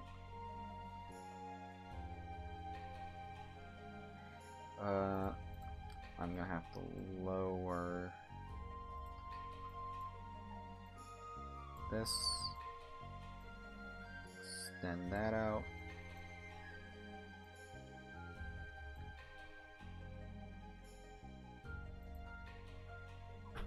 Hold on, my cat wants in.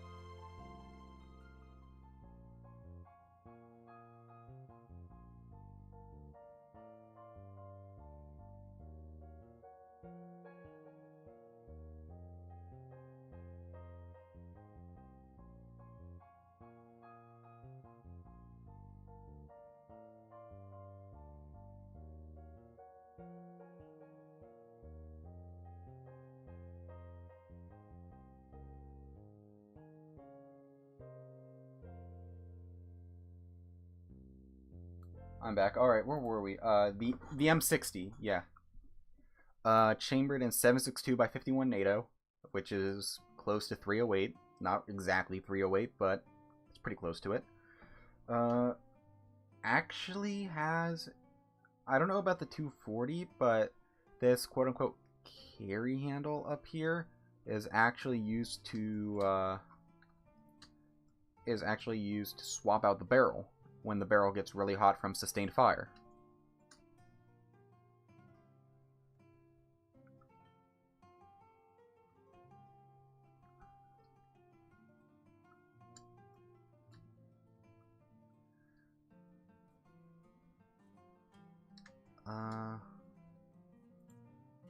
See, I'm actually gonna dissolve these.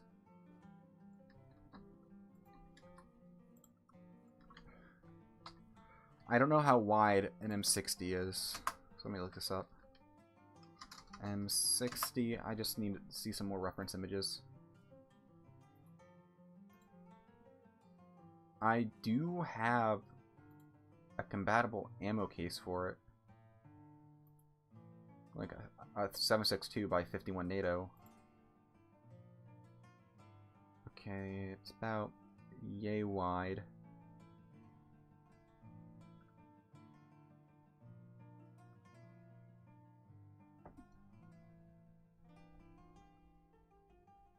I guess.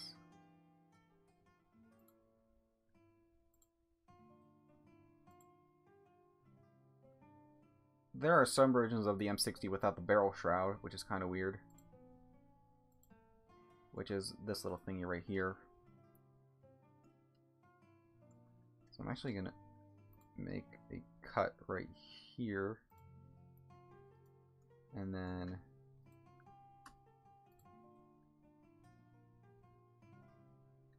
actually let me narrow it out a hair more. There we go. Guns are actually thinner than you'd think they are. And then let's merge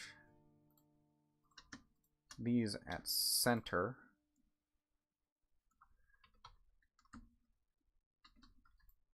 And then lower this. Let's actually move it up here.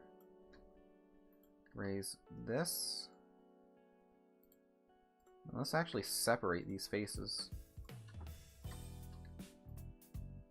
And then dissolve these edges.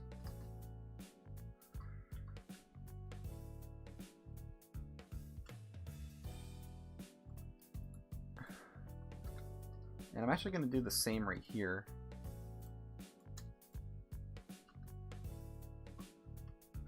Actually, I didn't want to separate these edges yet, because I still need this. Gonna raise this and then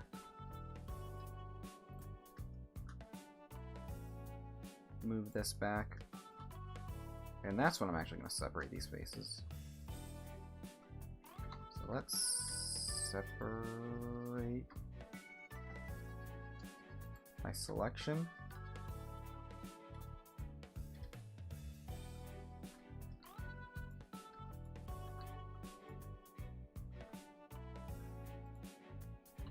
I just separate these by selection properly.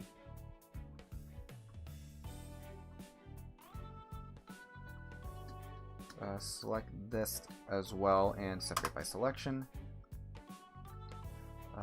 Let's space back. No, I want to select only this.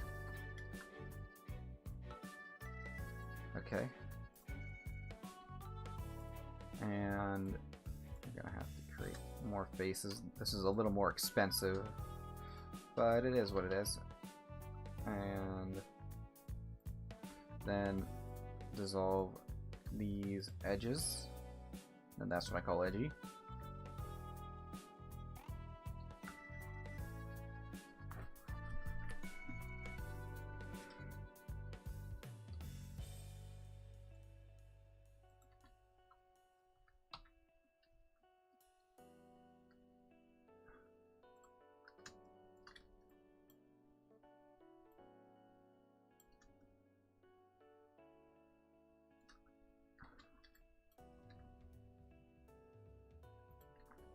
let's actually, that little like mesh cut right there actually works out in my favor because I need to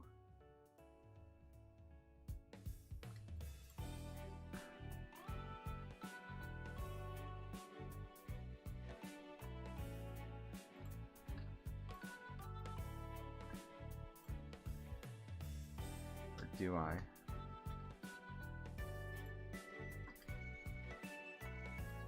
Not gonna lie, this is getting a little expensive.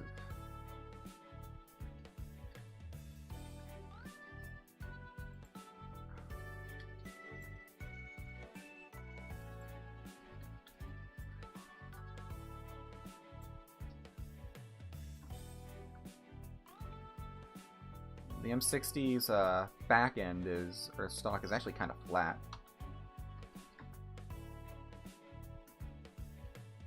We'll see.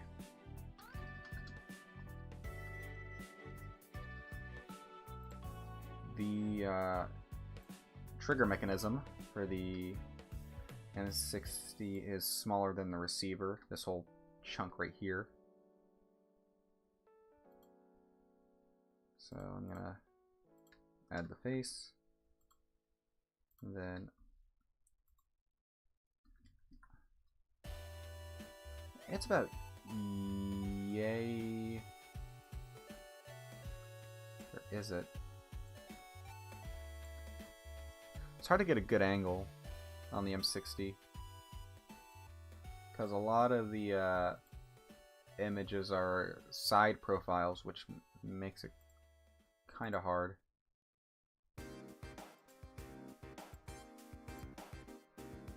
To get a valid representation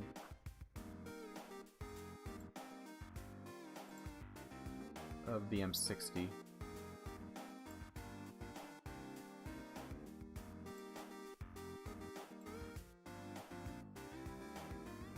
Yeah, it looks like it's about the same size. Excuse me.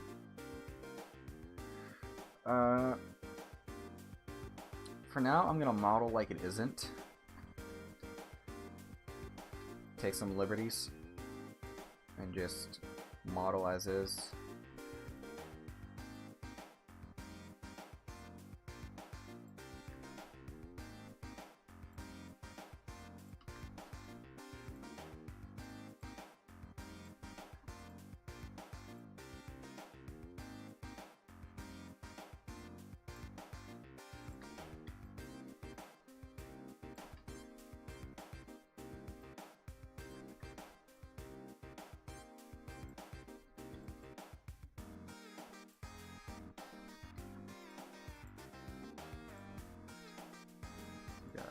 Model this out. Bada bing, bada boom. Position that there.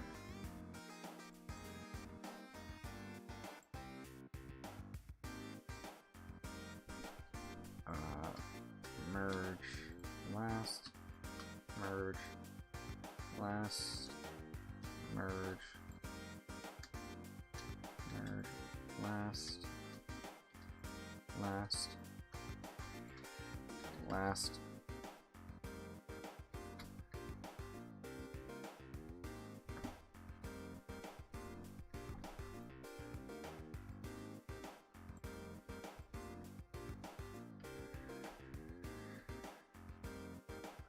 Well, that's about correct. Let's see,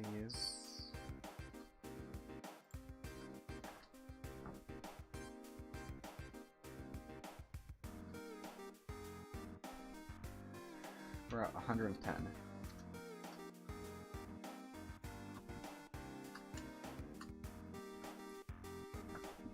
Depending on what the overall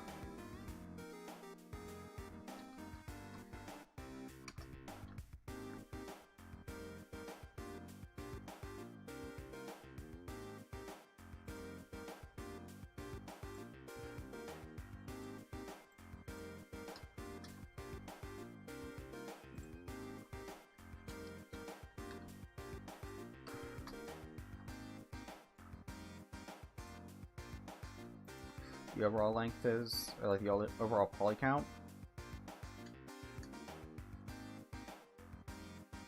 Did I grab it right? Yep.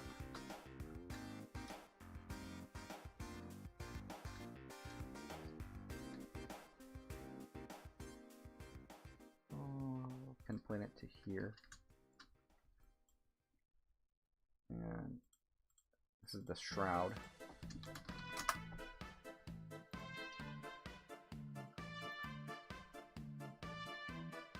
I will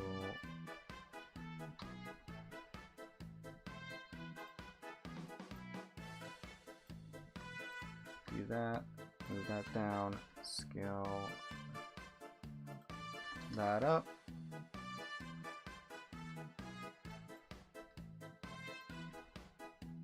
That's about the length of the barrel.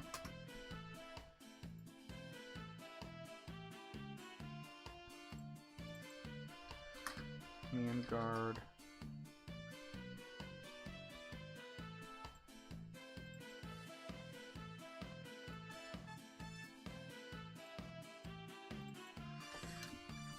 That's the trigger system, and this is the receiver and stock.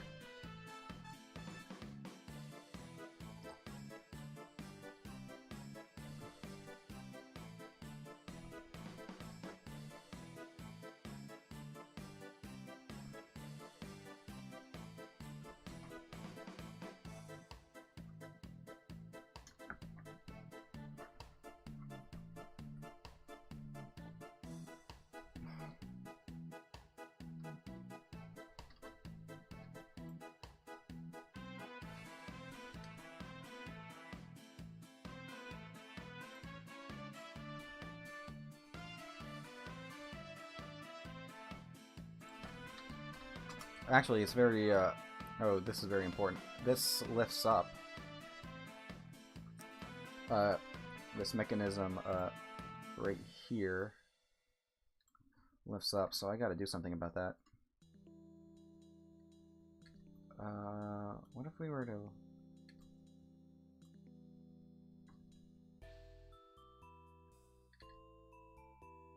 Ooh, okay. Predicament.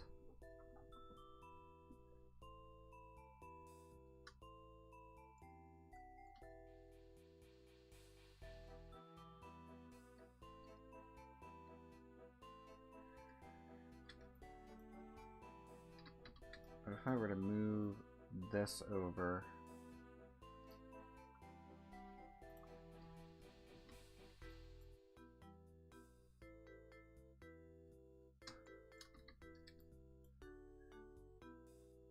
What if I were to move...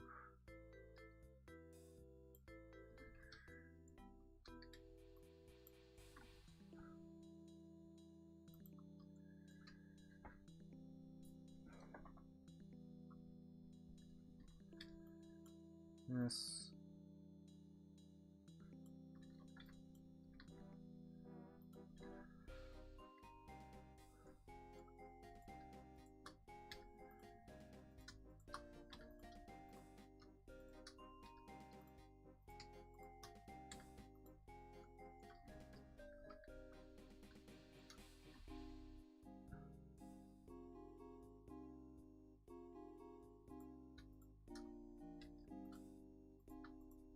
merge at last.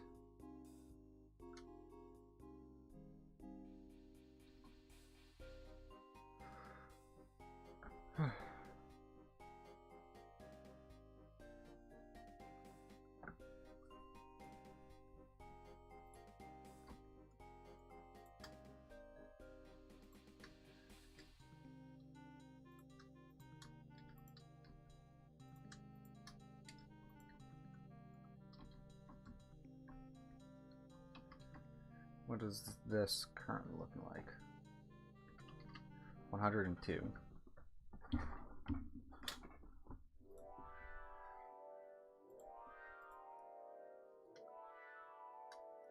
Okay, this...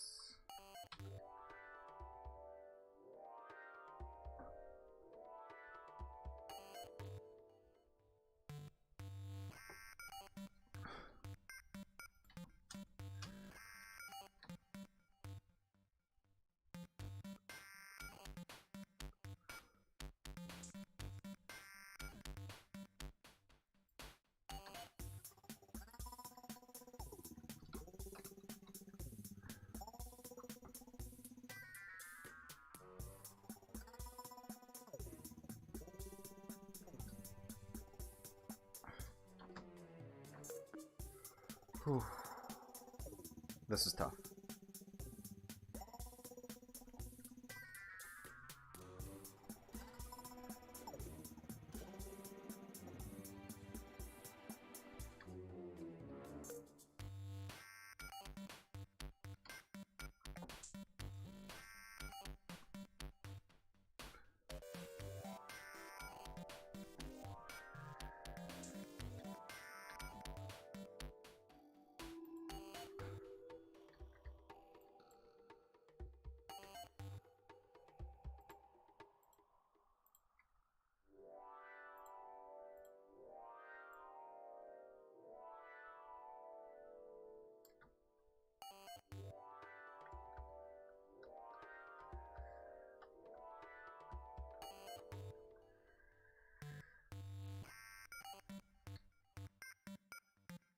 Oh no, I done goofed.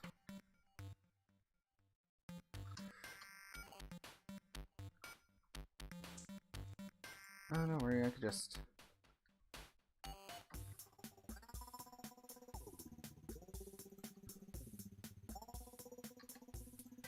do this. Faces.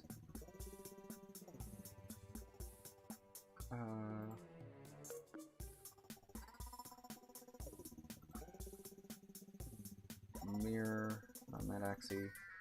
On that. Apply. Dissolve. Good as new.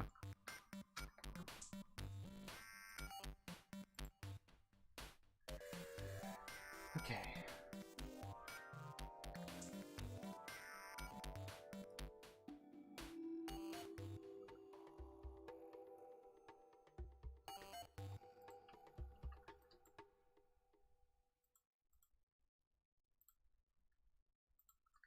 Is that what caused it? Nope. So I can move it back.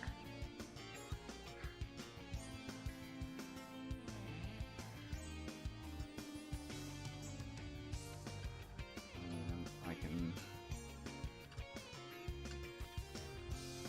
separate this as an object.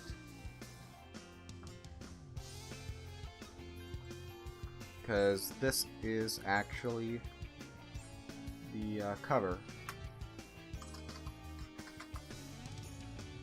So if this is not going to rotate properly because its origin isn't properly set.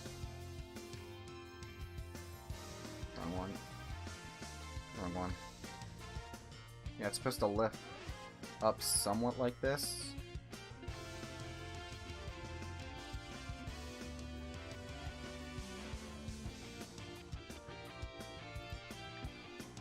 Let's delete these faces, and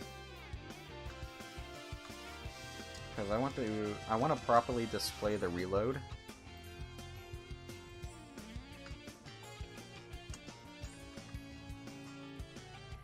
So these are going to be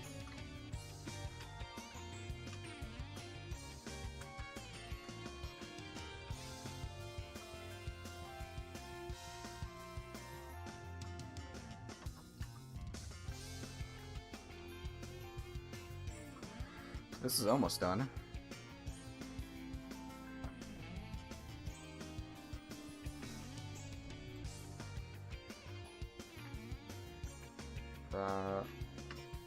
What else?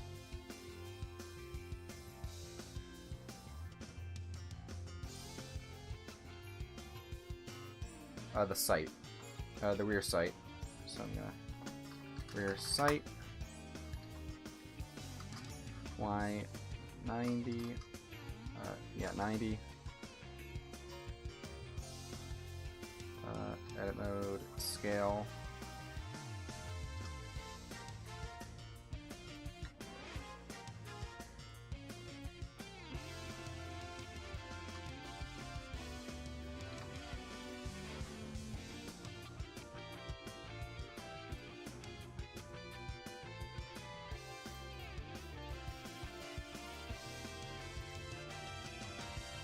That's about perfect. And the front sight.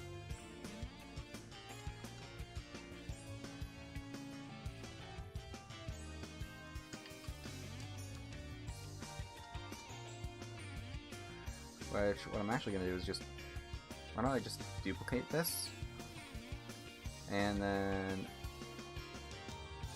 move it to about here, and rename it front sight. No, that won't work. I actually have to RZ90 it. I am going to flip the normals. I'm going to duplicate and flip the normals once this is done. Because this is just going to be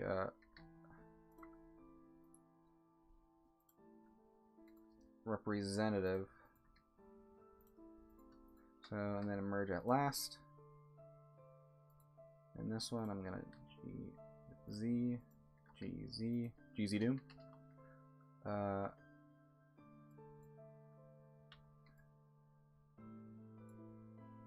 Yeah, and then move.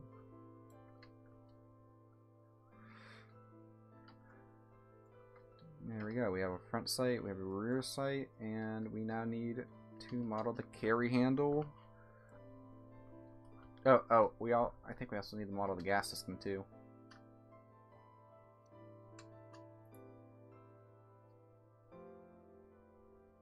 Yeah, we need to model the gas system. R45.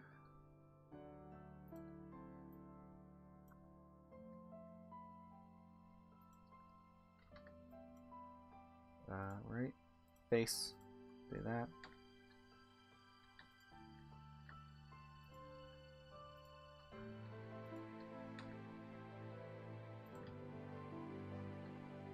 And activate it. There we go. And let's, all right.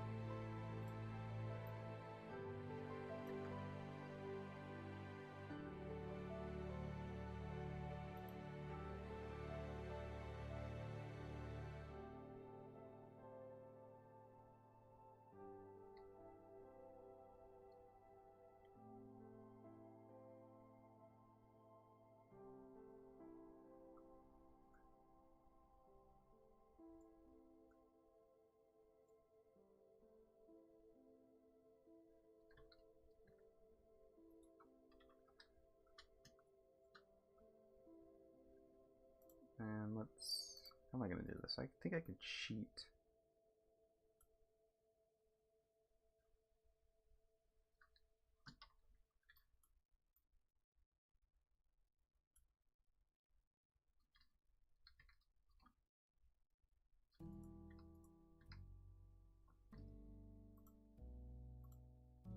And extrude upward.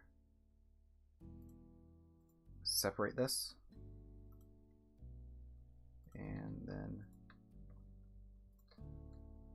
then dissolve these edges. And what this does is that this creates a duplicate, which I'm just gonna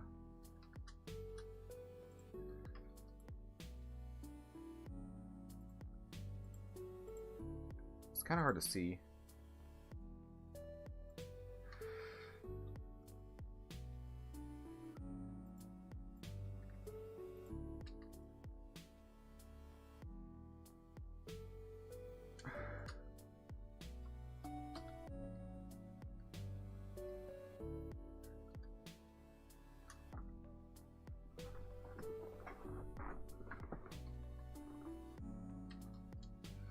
It's actually really hard to see.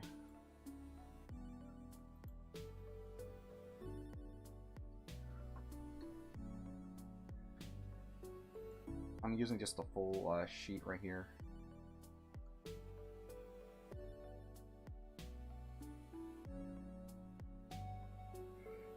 Just because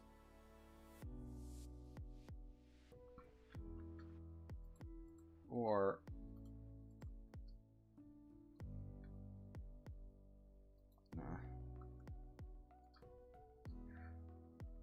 actually the gas system is bigger than the so I could just do this.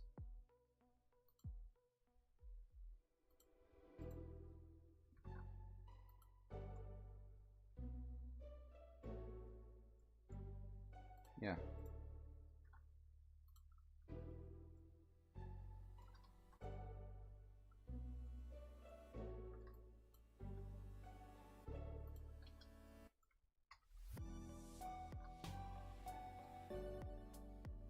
It's kind of cheaty.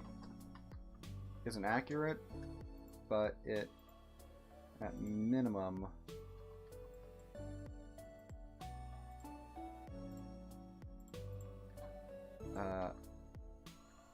not that you really see it.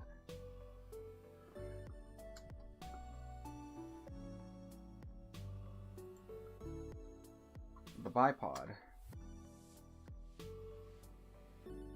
That is something that is going to be seen. Actually, I think it's great because this will the bipod will mask it.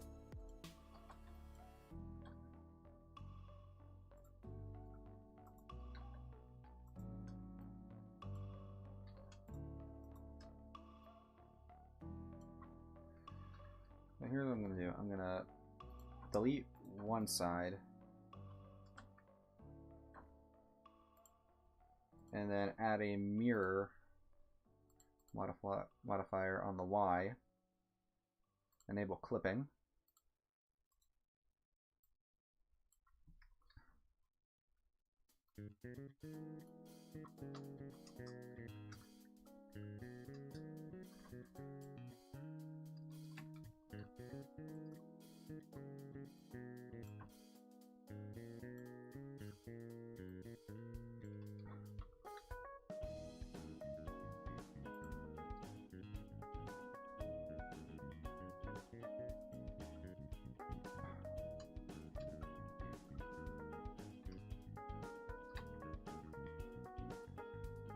Shoot.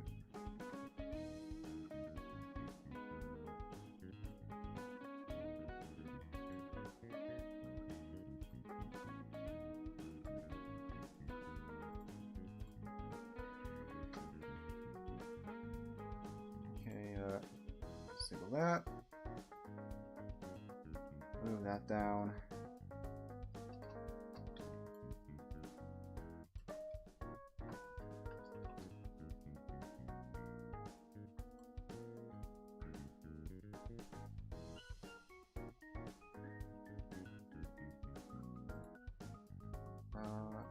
I can select that, and then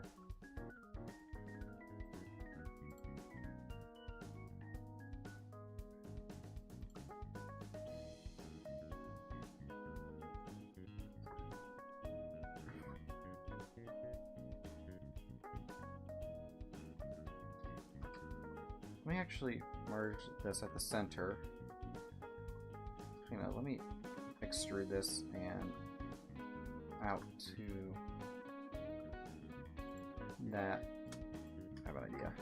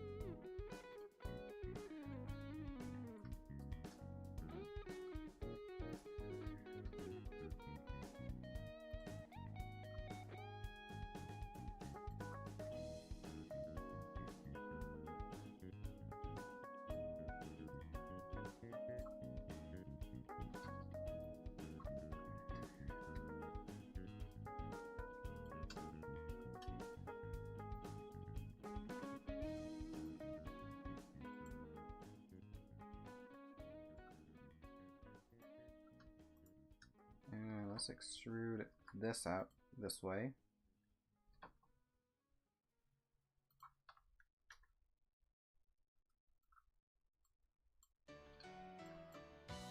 And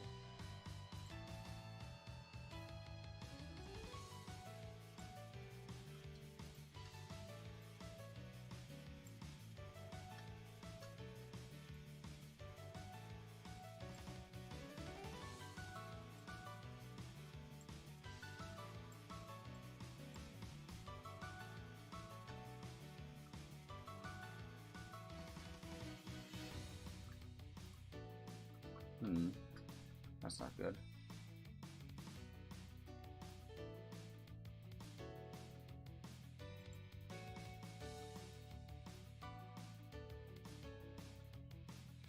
Now this does swivel. So if I were to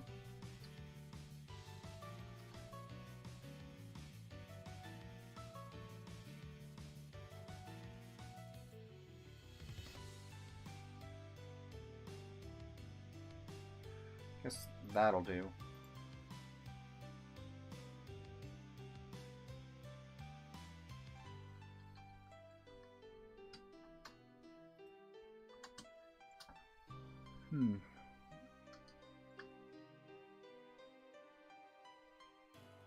I'm not going to include the carry handle.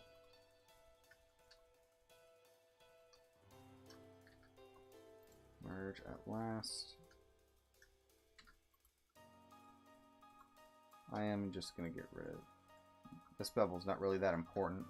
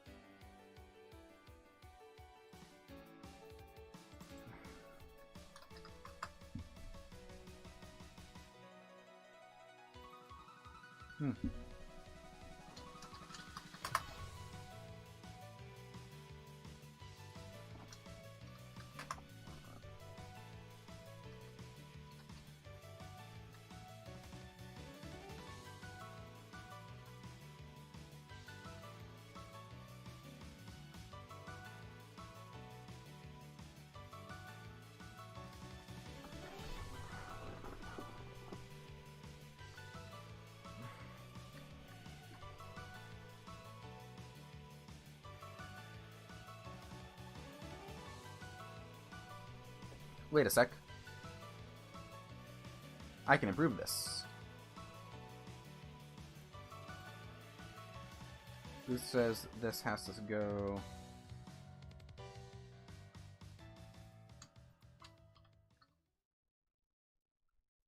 here. I could just vertex snap it to where the vertices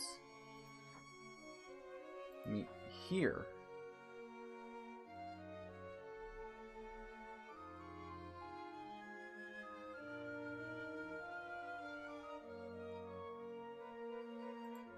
Get rid of the handguard,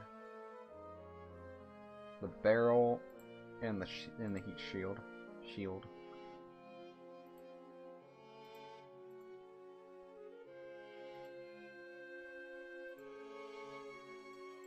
Merge at center.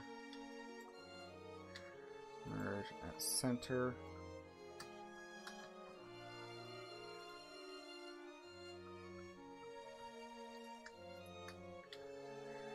This will get rid of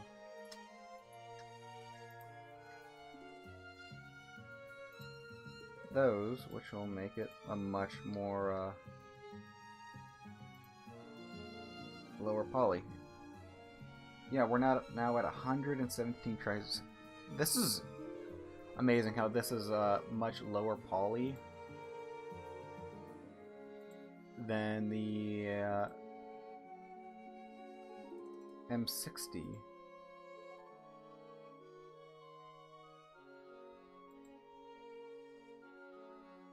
Let me actually change something real quick.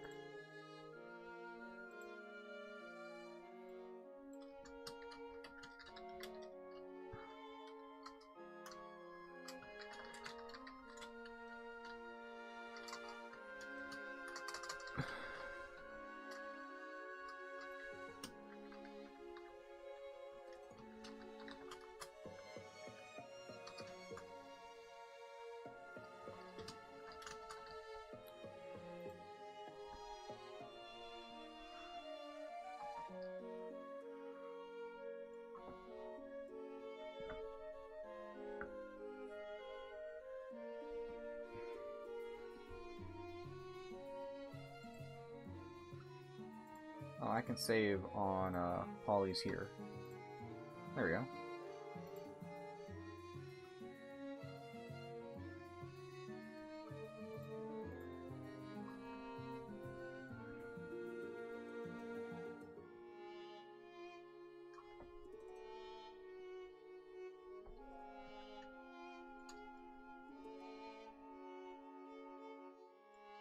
What am I missing?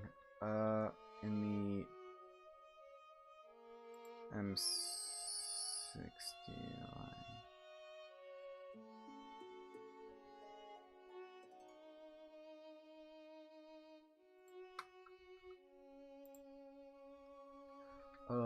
Let's see. I need to look at the M60 again. So the ammo box is on the right side of, wait, no, the left side of the weapon system. Yeah, that's where you normally load it. There's a box that attaches to it. I don't know how it attaches, but I know it does.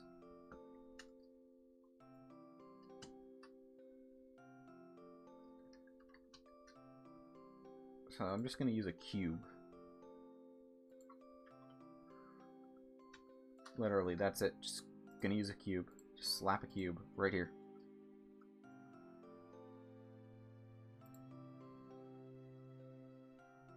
From the looks of it, there's a soft mat, there's a soft box and a hard box. I'm just going to use the... I'm going to base it off of the soft box. I need it to snap. There we go. Oh, I need to position. I need to position it further back. It's more towards the trigger system.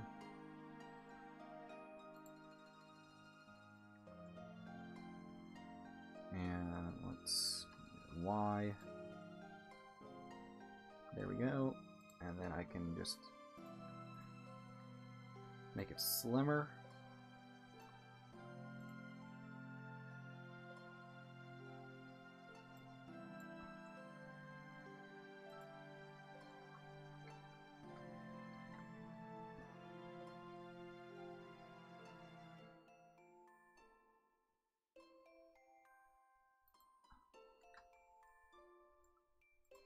Give it more of a bag-like appearance.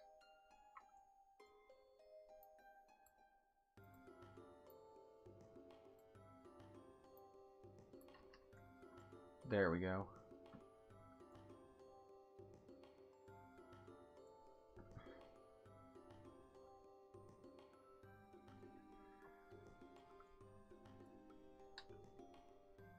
And that is the M60.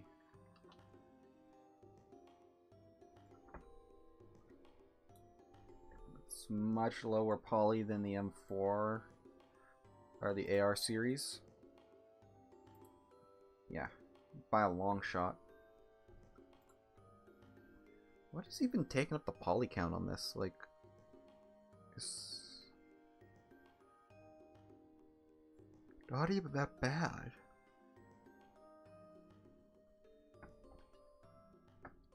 There's not much I could split it up either.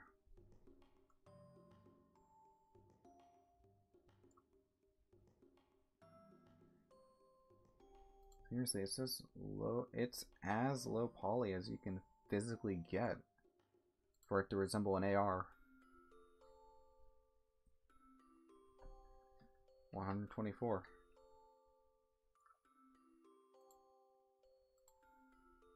I think what's the most? That's 127.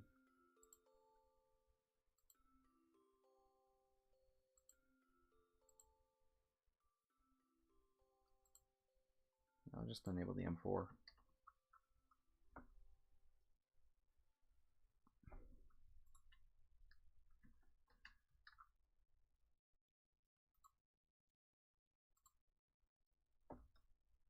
What's next? Mm.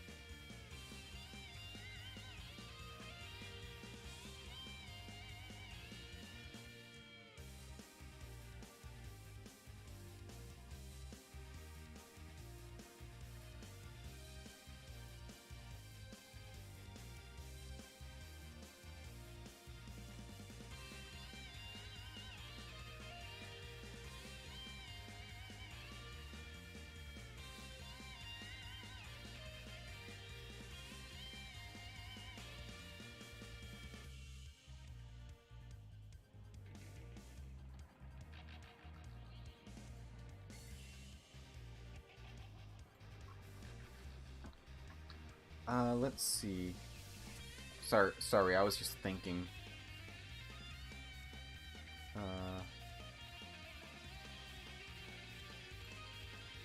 What do I want to work on next?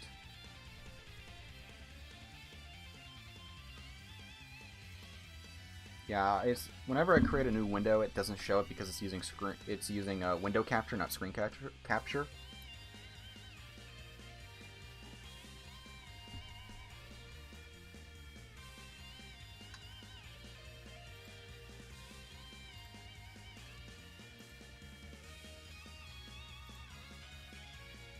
Oh, I know. Let's make a rolling block. Reference image. Oh. The rolling block.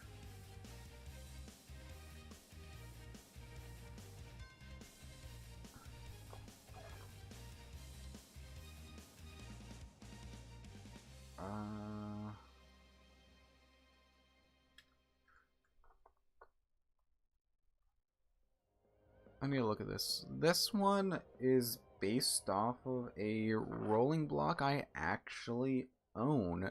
It's actually no, this one isn't. I just chose this one because I just looked at my rolling block, my 22 rolling block above. It isn't. This one's simple. This one is just a stock.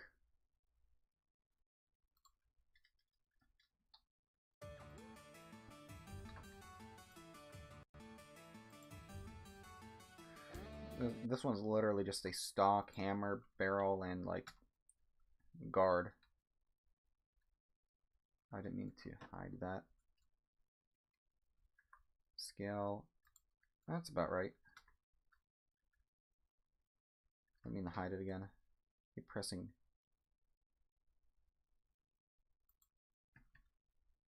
G instead of... I keep pressing H instead of G. God, I'm a mess right now.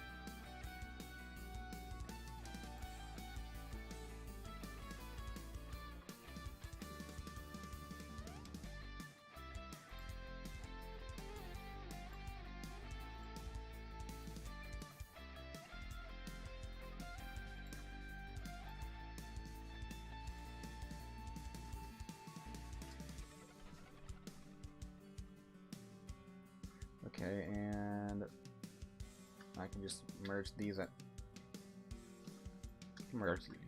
last, and then I'll merge these at last again.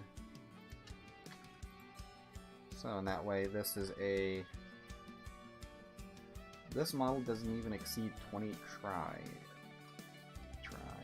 That's interesting.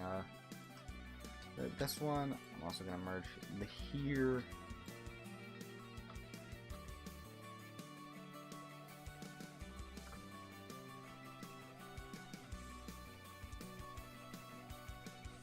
There we go.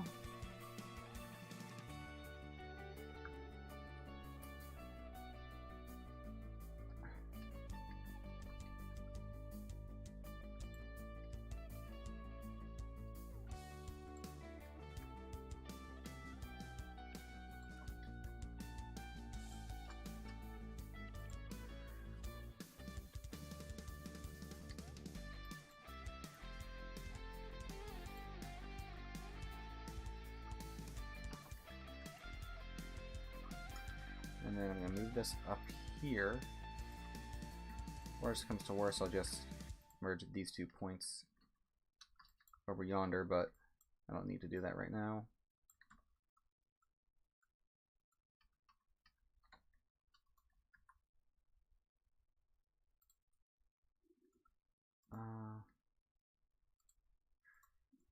Now I'm also going to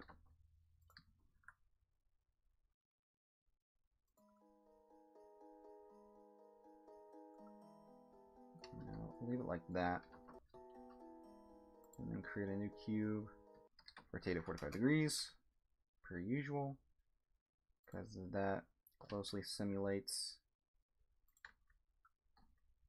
the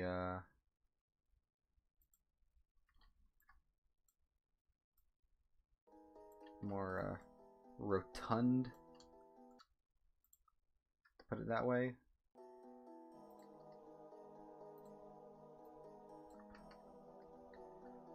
I actually don't know what rolling block I'm basing this on.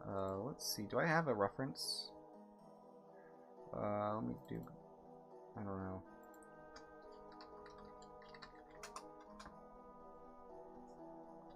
I honestly do not know.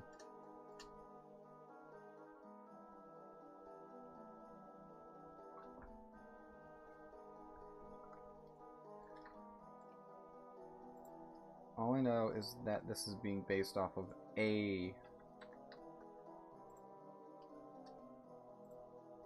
rolling block.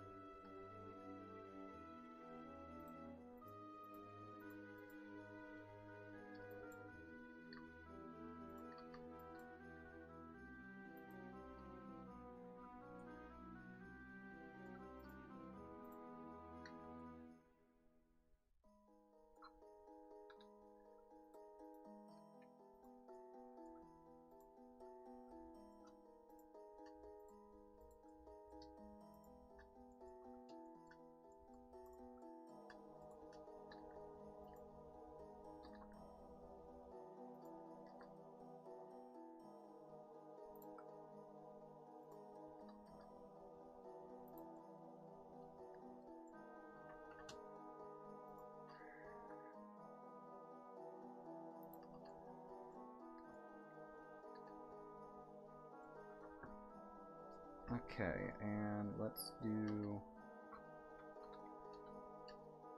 the rolling block system next. This one's going to be simple. This one is just going to be a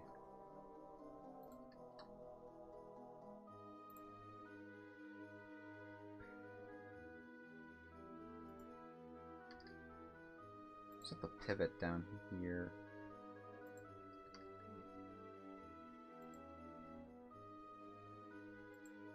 And then set face. I gotta enable it about face.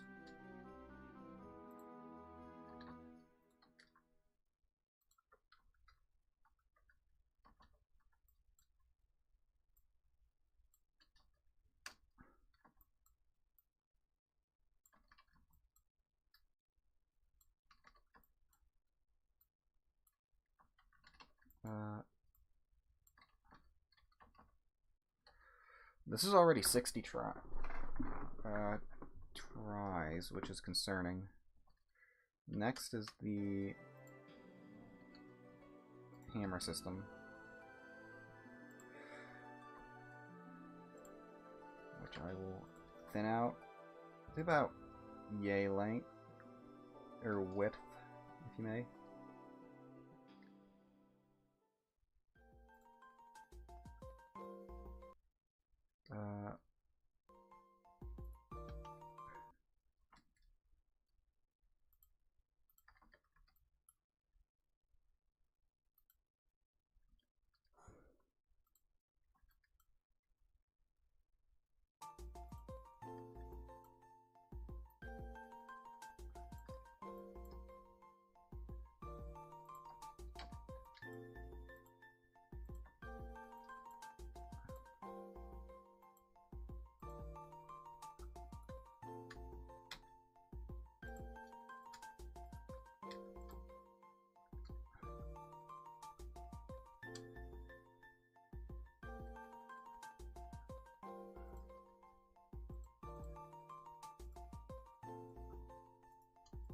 Let's merge this at last. And this too.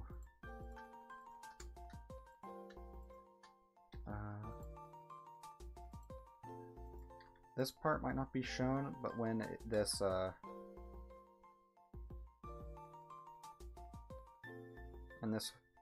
pulls back, that is going to be shown. This is 74. I mean, I'll take it.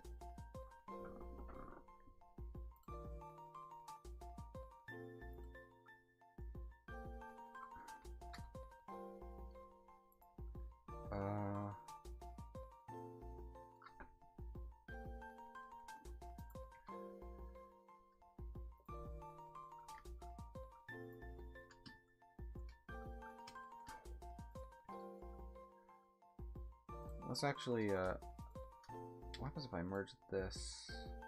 Will this look any good?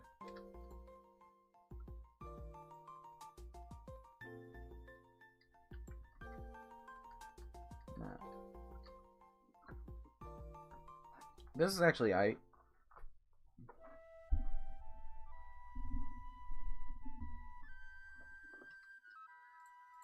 However, this is 12.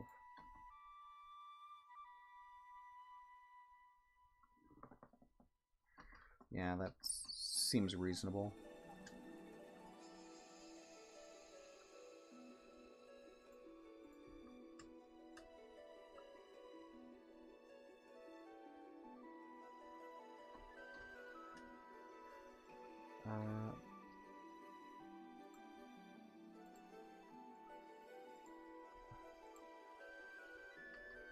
$72. I'll take 72. For a rolling block, like a simple mechanism like this, yeah, I'll take it.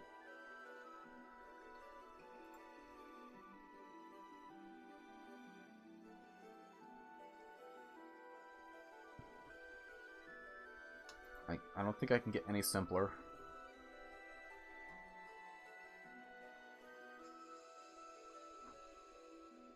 Because this is... like, a rolling block, it alone is already like a very simple design. Because all you're really doing is pulling this down. Or like, you pull this down, put a bullet in, and then pull the hammer back. And then it slams forward, and then the weapon system fires.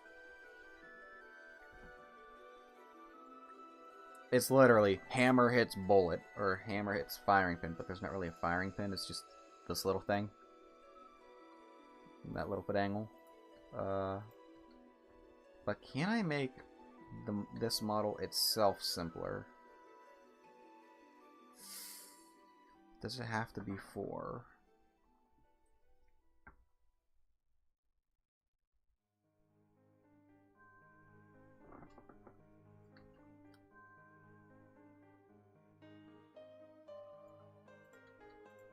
The hammer, I think itself can be reduced more, but 72. I'll take 72.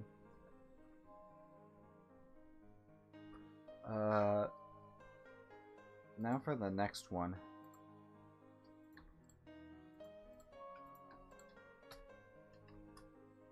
This one is going to use...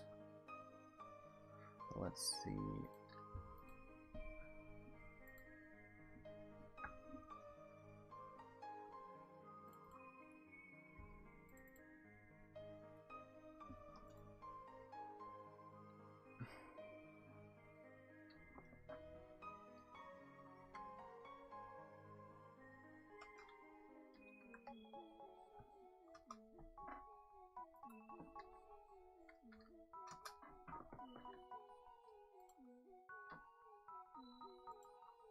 Yes, the bullet hose. I'm gonna save this as... Call it the bullets. I just call it bullet hose. Because that's what it is. This is a... How can I put this? This is as simple of an SMG that is physically possible. It is an open bolt system. So what that means is that the weapon is ready to fire in the open bolt. I don't think I can pull up a picture, but at least right now. But I guess one way to put it is... Here, I guess I'll verbally describe it. So, when a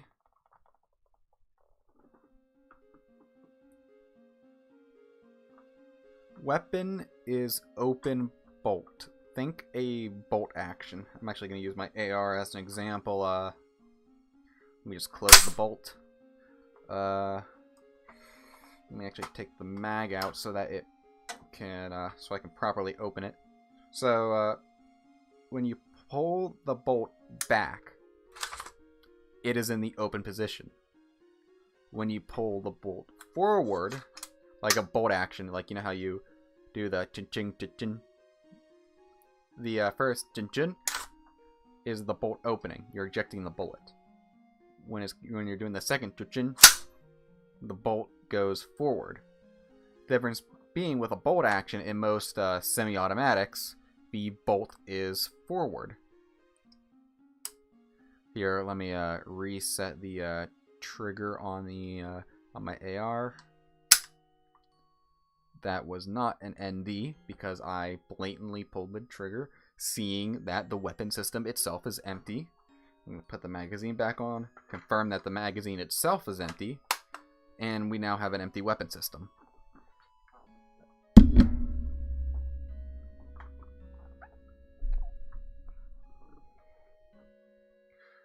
So yeah, the bolt is back, not forward, in an open bolt system, which is most primarily the system that most automatic weapon systems are in. Yeah, so I'm a huge nerd. I know I am a huge nerd when it comes to talking about weapon systems, but I digress. I am going to start modeling now. So let me mesh cube. I'm going to use a cube like usual. Select it all. RX90. No, RX45. Oh no, that's broken. RX45. That is perfect. Scale it back to about what I'd reasonably consider. I mean, I can always just scale it.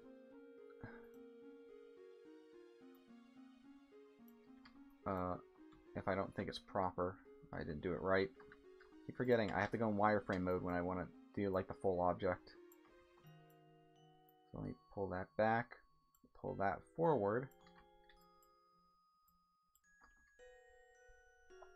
luckily, this is going to be a very simple model. Because this one is just... I just do Shift A, add a cube, scale it all the way down. Bum bum bum.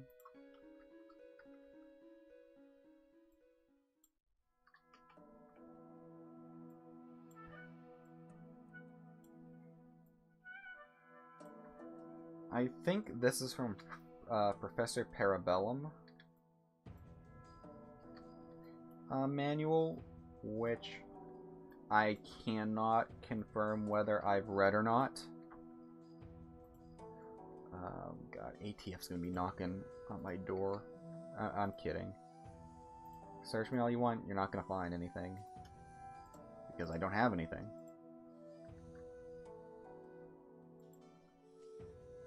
Everything I have has been obtained properly. Okay, this is way too thick of a grip. I gotta thin it out.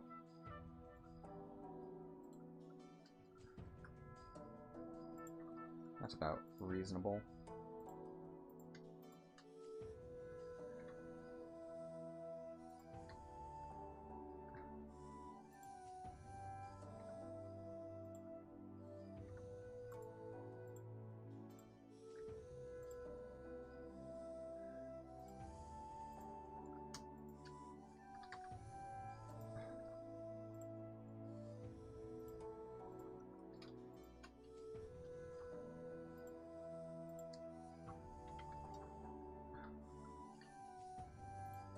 From the looks of it, this is a single feed stick, but I'm gonna make it as if it is, yeah, a single feed. Double feeds are generally larger. At least I think this is single feed. Let me do some homework.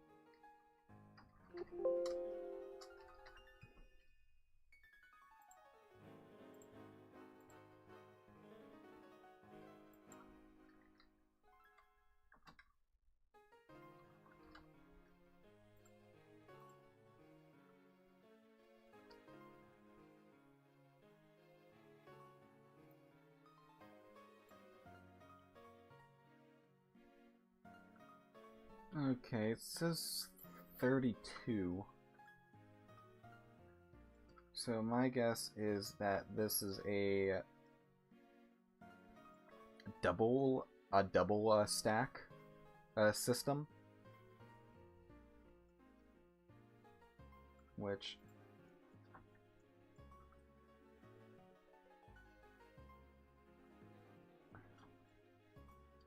I'm gonna widen it again.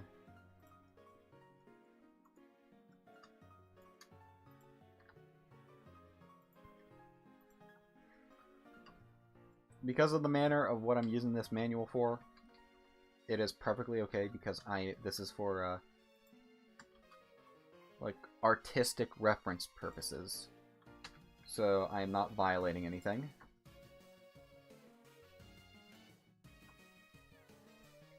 Because this is all for academic purposes. So now let me move, I gotta move this up.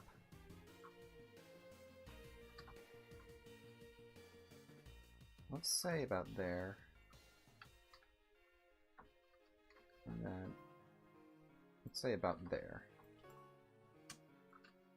If I need to adjust the size, I can. Looks like I have to. And over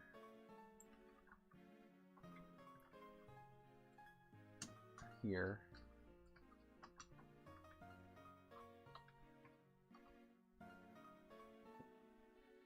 Shift A, not Control A. 45. Now it's time for the barrel. This has a 6-inch barrel, according to what I'm reading.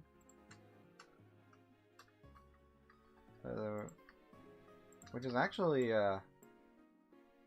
average length for a...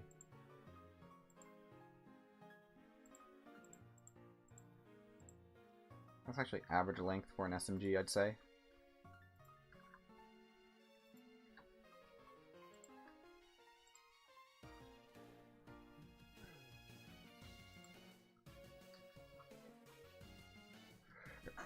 Ooh. My cat did not like that. So that's the bullet hose. Now we are going to do the zip gun. Rest in peace, default cube. The zip gun, they come in 22, they come in 45 ACP, they come in 9x19, I think there have been some made in 9x18. I would not be surprised, especially in the Middle East, where you could probably easily pick up 9x18 from like a Makarov or something like that, because the Soviets were involved in the Middle East as much as the United States were.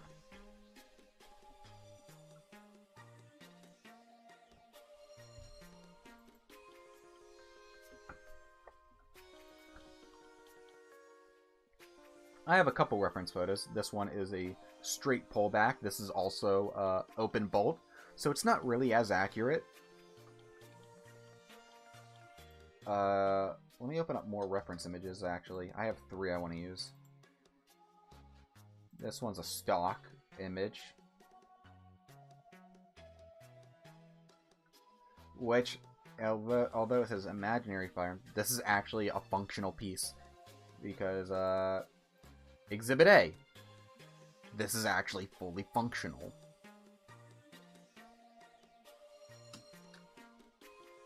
So let me pull up another reference image. And here's Exhibit B. Exhibit B, I would not recommend Exhibit B because it is being held by rubber bands, of all things. I would not recommend Exhibit B for any purpose. Let me do R... No, I want to RX -1. I would not recommend this. Do not do this. Do not make... If you're not a professional, do not make homemade weapon systems. It's highly dangerous. It could blow up in your face, even a 22. And this is coming from an idiot that made a homemade Glock.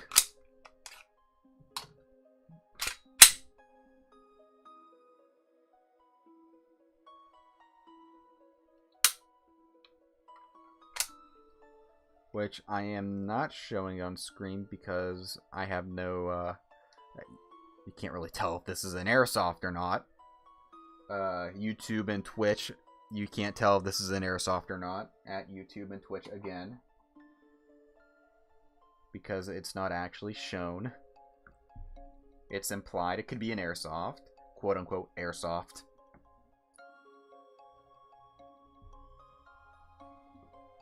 I think Nikita uses quote-unquote airsoft to protect himself too on Tarkov TV when he shows off, like, an AK in the background.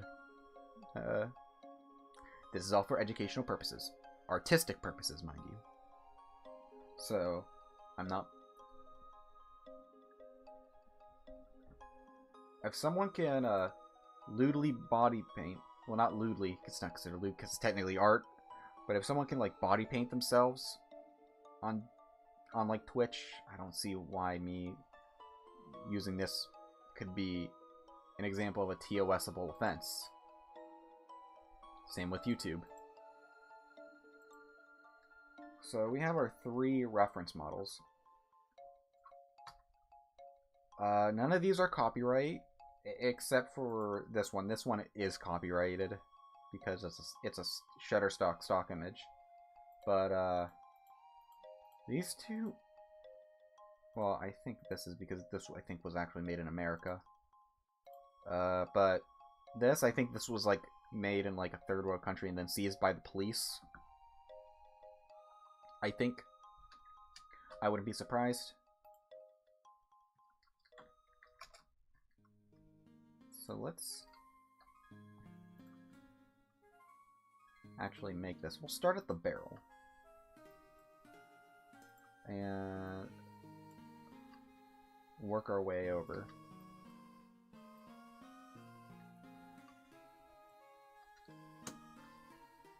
No, wrong one.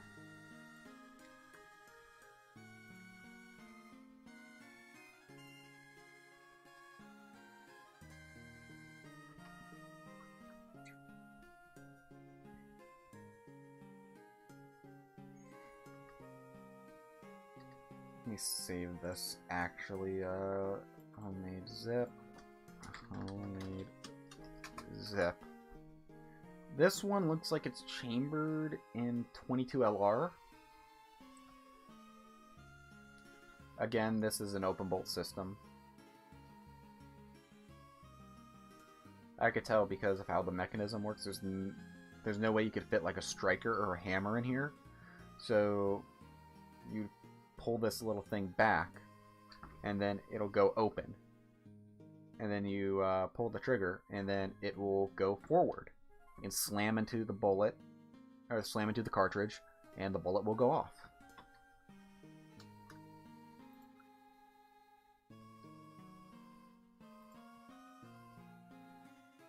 What I'm thinking you could do underneath here is like,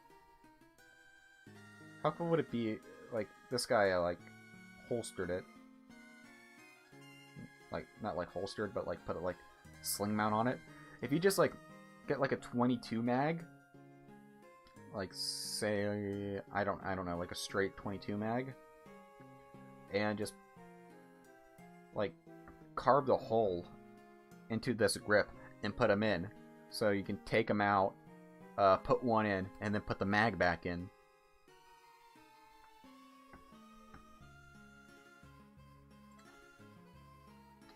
Sometimes my stupidity is frightening.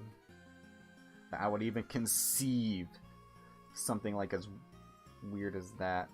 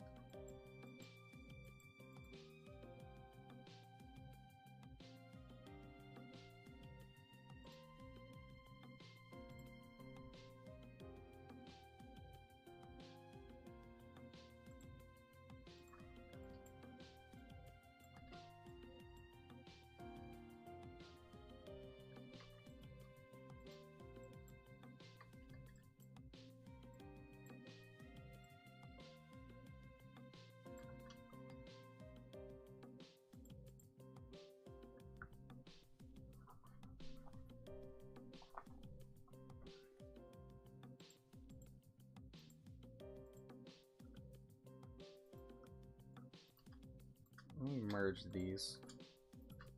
Reduce the poly count.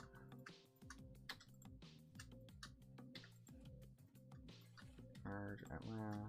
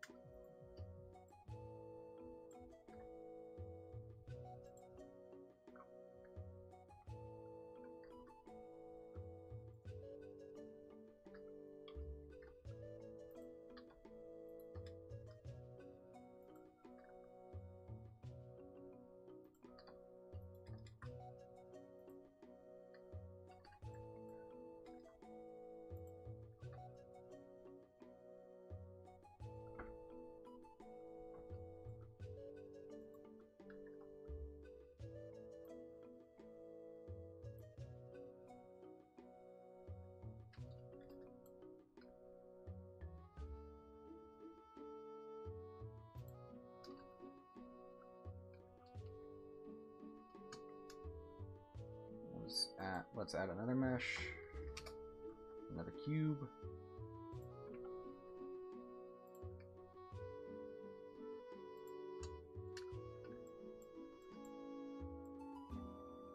Move the barrel. Base.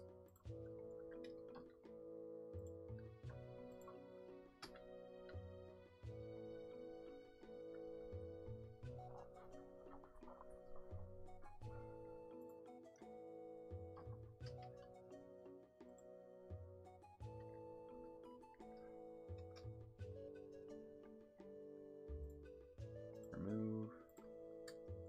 Let's scale this down.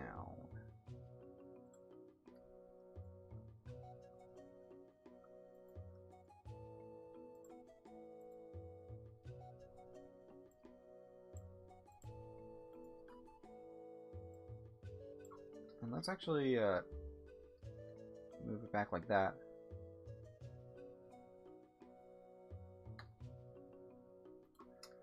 And let's do this trick where we then remove all of these.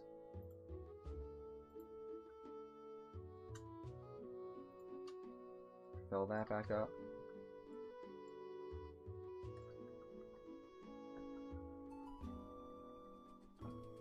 $66.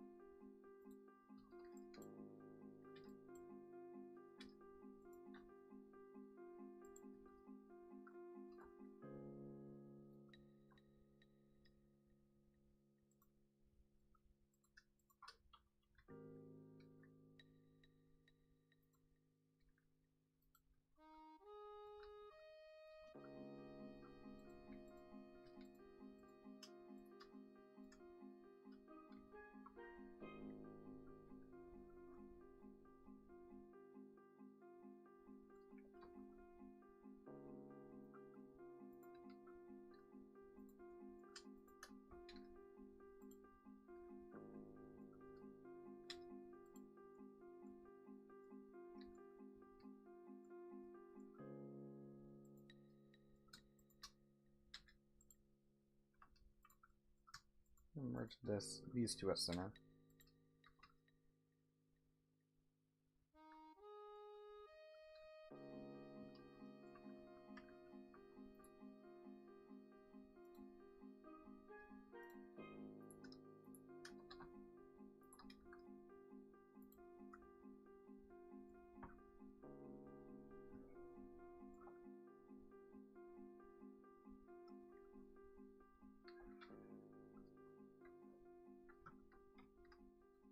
Let's leave that at 66, maybe.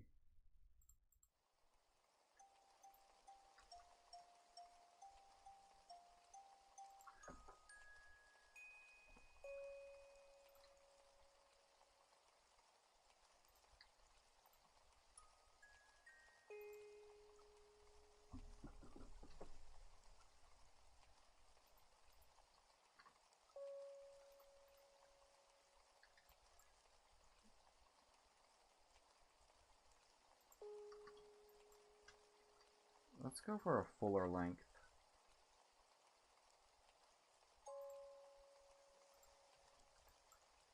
Grip.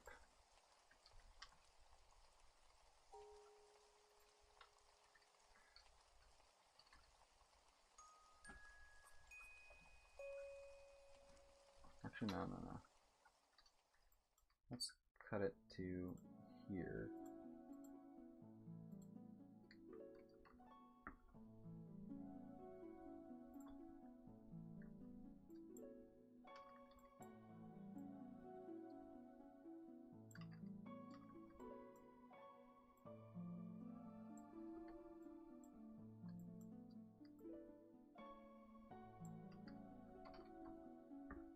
There we go.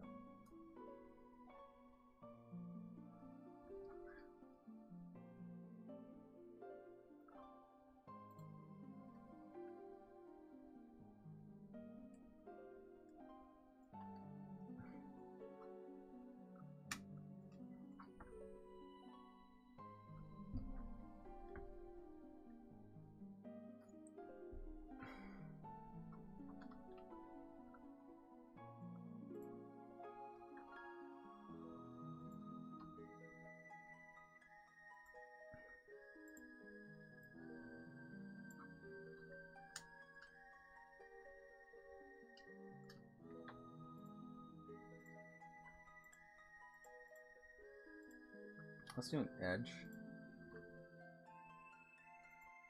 And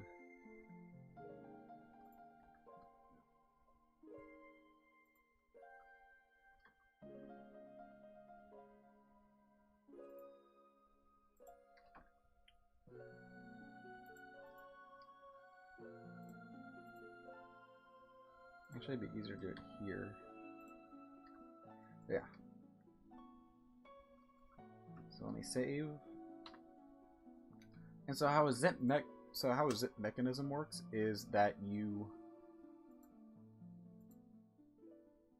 let me check something. You pull it back and then it's primed and ready to go. It's in the open bolt position because you're pulling the whole thing back. You slide a bullet in, or cartridge in, and then when you pull the trigger, that bolt, or that zips forward. The whole like spring system decompresses, and it's basically kind of like a slam fire, where it just like that whole thing just slams into the back of the cartridge, and then the bullet flies out. The cartridge stays in. You actually have to like pull it back and work the cartridge, or like pull the cartridge out. Although some systems do have it where it'll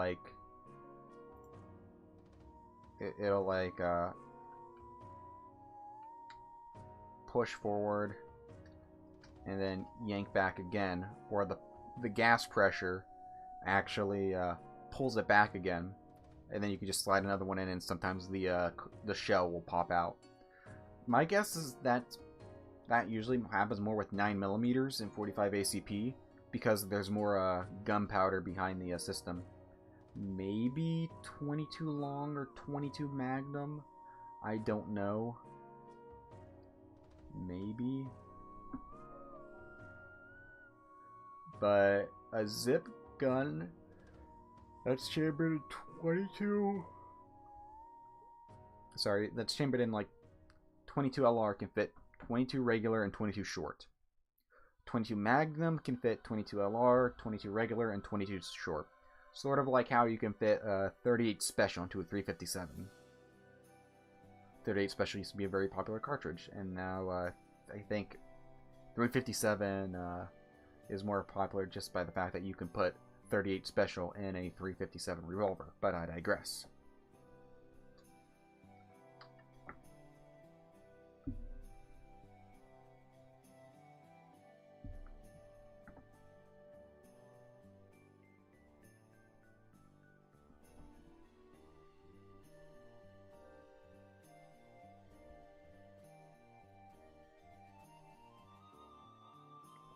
I think you can use a 38 Special speed loader.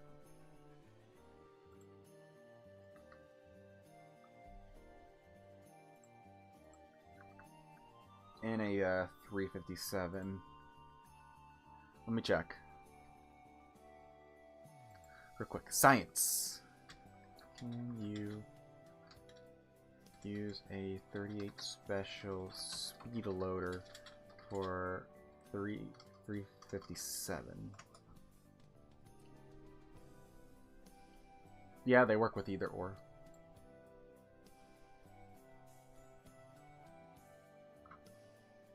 My dad has been wanting a 44 Magnum speed loader. I'm gonna see if I could find one for him. Let me look. 48. I mean, no, 44 mag speed loader. Because my dad wants a 44 mag.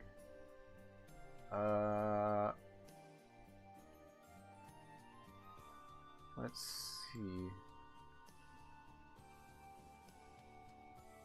Yep.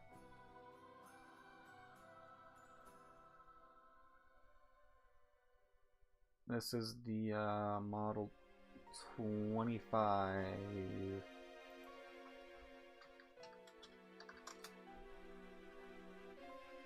Let me see, model 29 Mike. Well, M, but Mike. They make 10 Alpha, 27 Alpha, 36 Alpha. These are the Alpha series.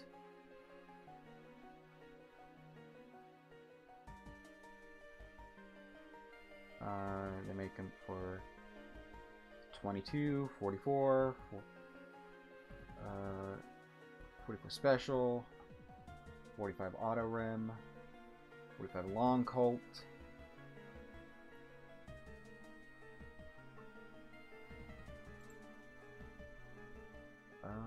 I could go for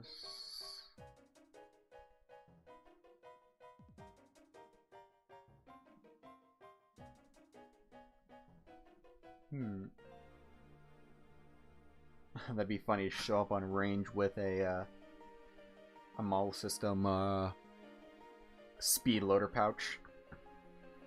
That is something I would actually do. I mean, you could store stuff in those little pouches. Not much, but you can store stuff in them. They don't make them in multicam. Oh, that's what I need. I need a speed loader.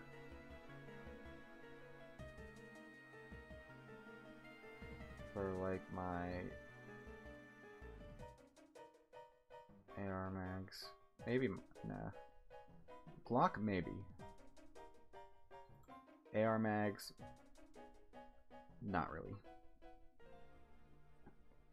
So yeah, this is all done and over with.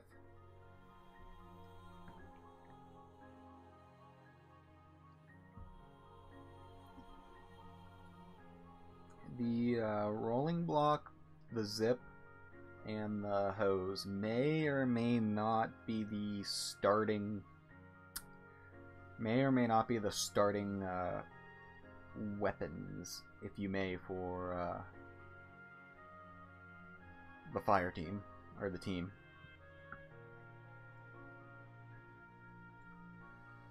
Maybe. Maybe so, maybe not.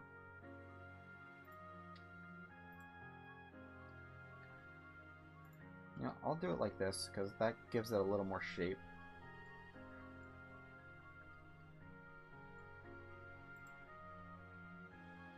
And it also brings it down to 64. Convenient. Nintendo 64. What else?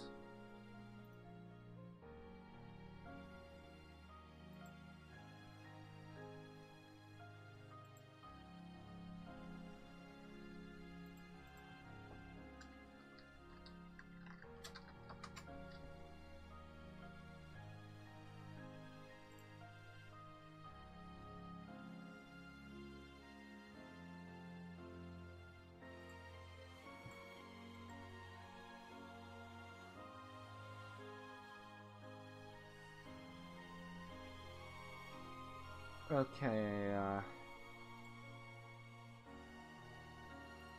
what else I might be able to make? So we made the import. That was honestly, I thought that was going to be a lot more stressful to like optimize the poly count. The 240. Maybe not. The 240 is kind of an interesting one to model.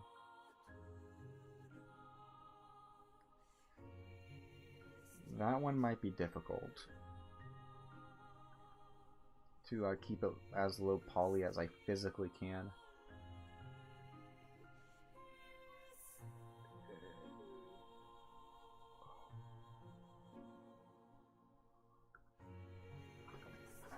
Especially since I've used the 240 before, I know how its firing mechanism is. It is also an open bolt. Do I want to try?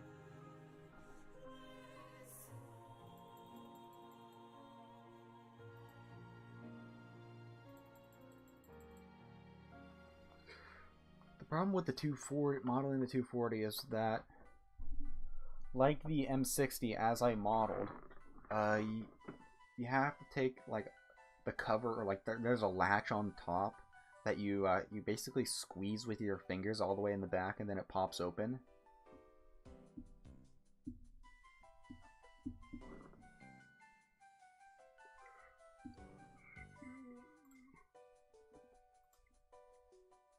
The M249 would also be a very would also be like a very similar. It'd be similarly difficult because the M249 and the M240 are, their anatomy is very similar. They're different, but their anatomy is similar. These ones you kind of have to include the carry handle on. I mean, same with the M60, but I didn't include the. I probably should, but that would go way too high poly.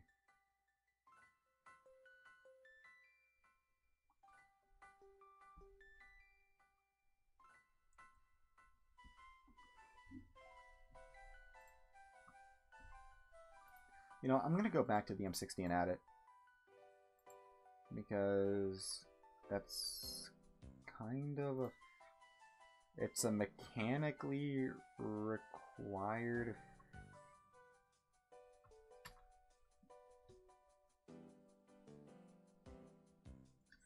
feature.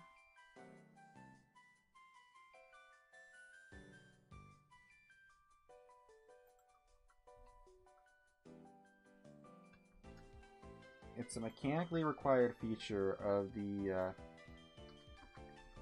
M60, I think, and like without it, like realistically, the M60 barrel cannot be installed because it is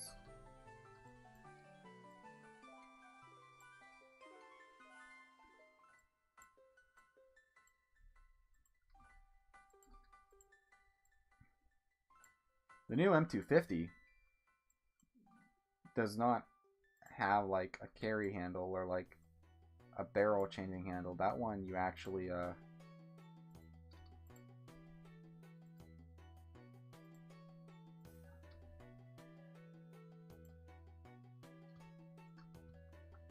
I'll just do it like this.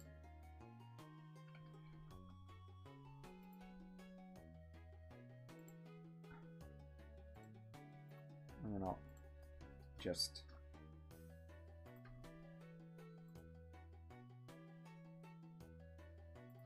merge at center.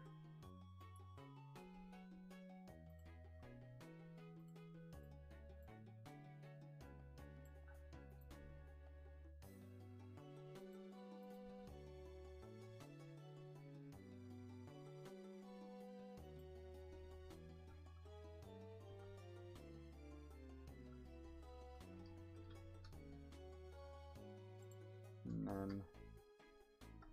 No, not that. Let's do cone. And then make it 3, 1.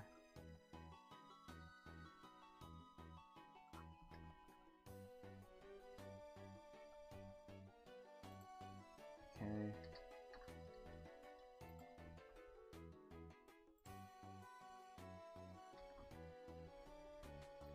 Let's do RX 90.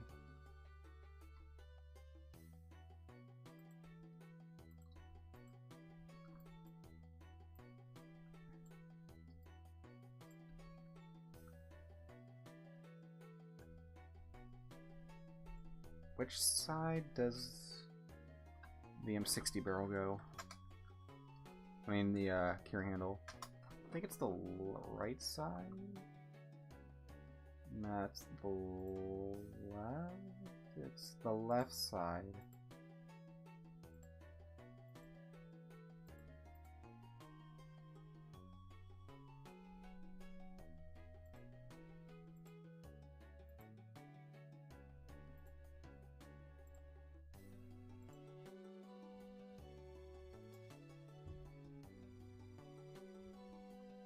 And that thing I've actually made a mistake. That is actually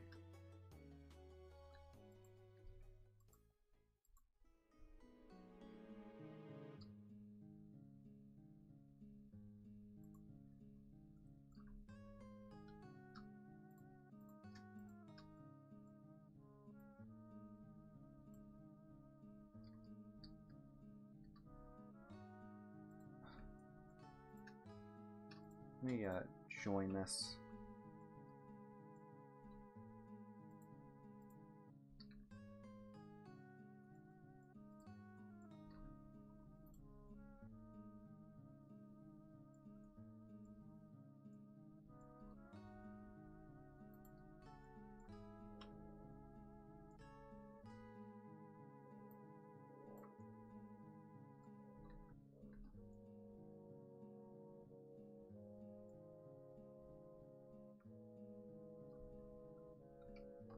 That brings up the poly count a considerable bit, but it'll do. That is the carry handle. That's the carry handle for you.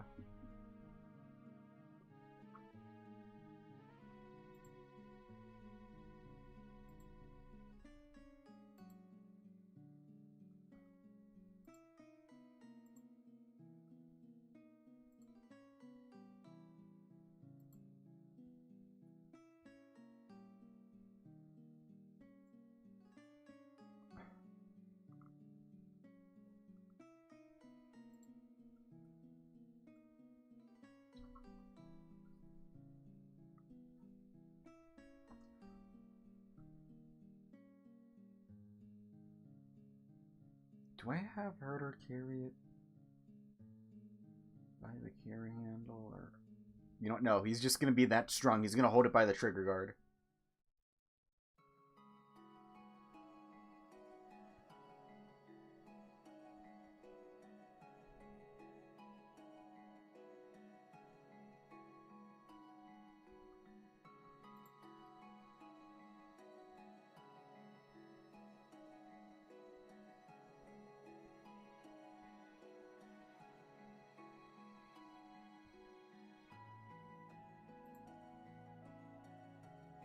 Yeah, it goes on the left side.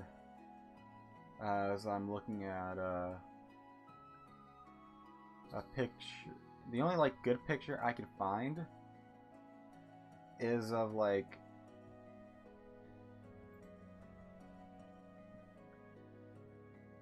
Hickok 45 holding it. Hickok 45. So yeah, here's the thing. Here, let me just... Normally, it's like down here. Somewhat. And then you lift it up, and then that's how you, like, if you fully, like, latch it, you yank it, and then that takes the barrel off. The reason why you would want to take the barrel off is because it would get way too hot to function. So you would just... So you would have to just swap the barrel, or else it'll be too hot to fire. You're going to get misfires, you're going to get jams, might even blow up in your face. The weird thing is that for the... is that the M60, it is... The barrel is attached... Wait, no, the bipod is attached to the barrel, so if you want to swap the whole barrel out, you have to swap the bipod, which I could imagine logistically is a bit of a nightmare because you're gonna have to have soldiers carrying it and all that. No wonder why it was replaced with the 240 Bravo. Is my AR like fully? Yeah, I can slap the desk cover up. Actually, no, I can just leave it down because I don't want to put tension on the desk cover spring.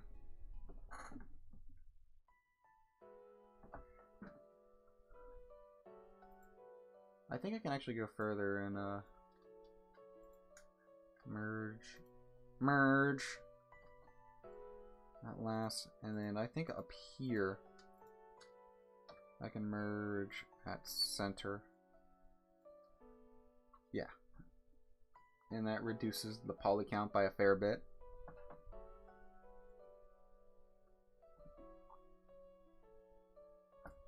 What if I were to do this?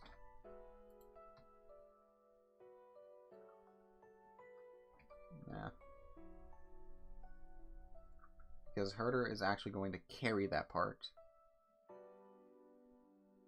At least I plan on it. Like him hip firing the 240. No, not the 240, the M60. I would add the 240, but it seems like it'd be way too high pop.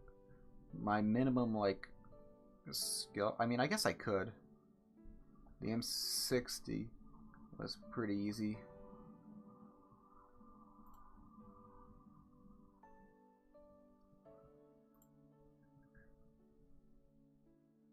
It is kind of weird.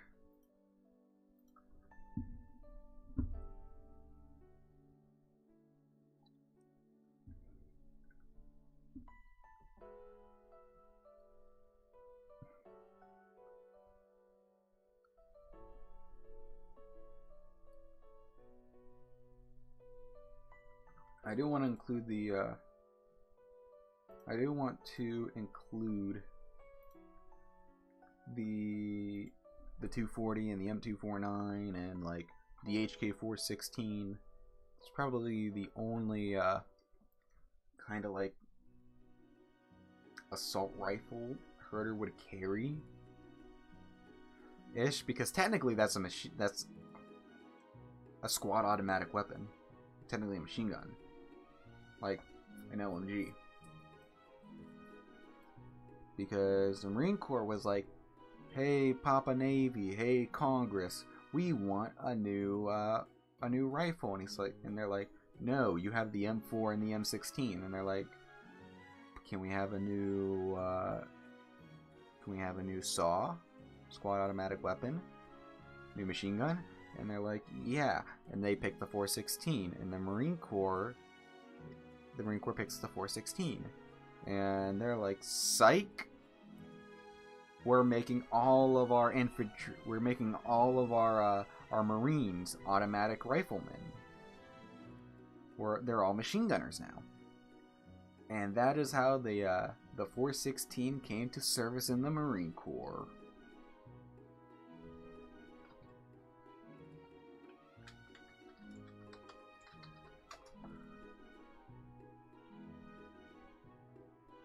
It's called the M27, but it is actually the HK416 by Heckler & Koch.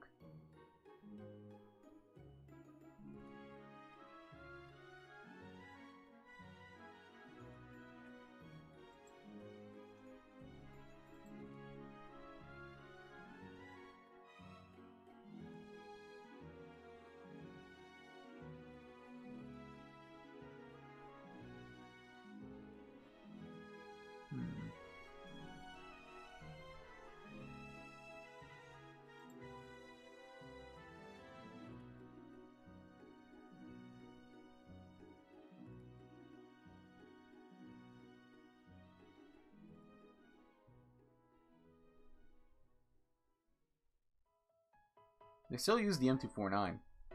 They're like, nah, we're gonna use the M249 either way, and they still use it, apparently. This went into service in 2010, and it's still in service to this day.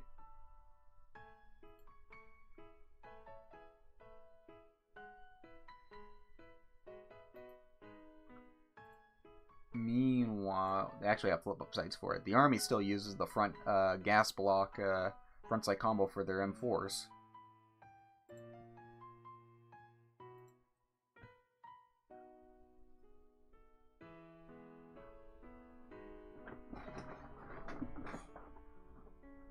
At least in my time of serving currently, that's just what I've observed. The Army is now switching to the next generation squad weapons, which are going to be the M5 and the 250. Both are public information. Everything I know is... all my knowledge on these rifles are all like public information. I'm not breaking any OPSEC here. You can find a good video of the 250 on Garand Film released a quality video on the 250.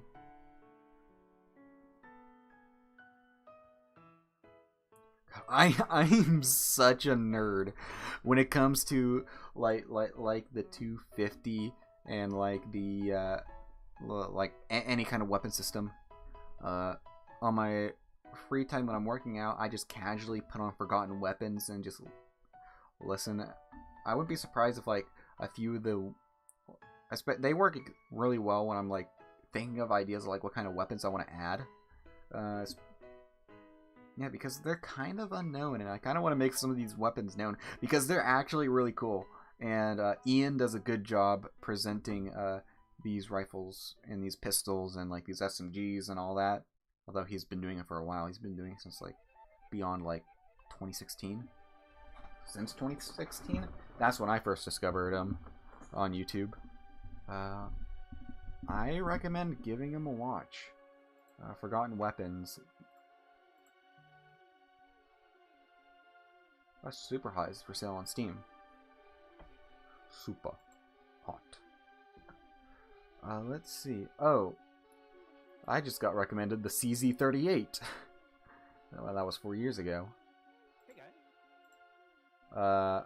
Let's see.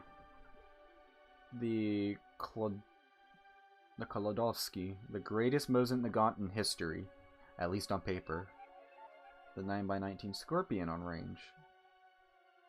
The Scorpion, that's actually an interesting SMG. I think that's pretty cool.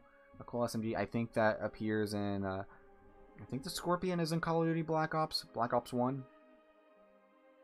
Let me check. COD Black Ops CZ Scorpion. Yeah, it's in COD Black Ops. Oh, it's in Modern Warfare too. It's in Modern Warfare, Black Ops, Modern Warfare 3.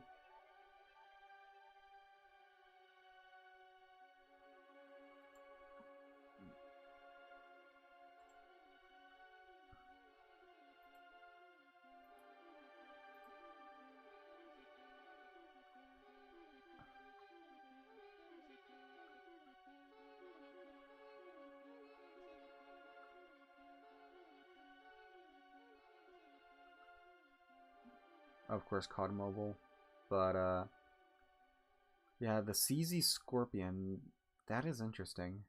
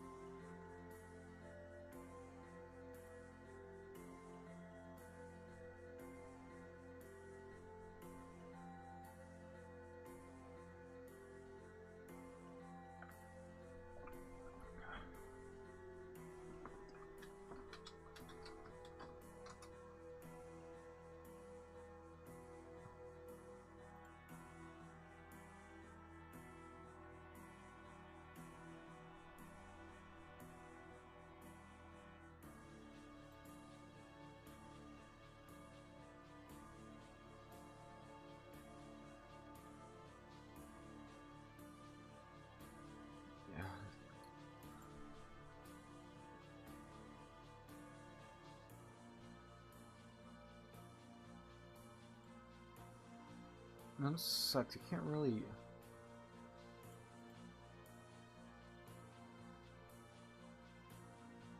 own like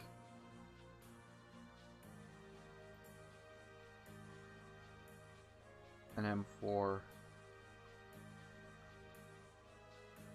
I'm not gonna get into like that whole shindig, but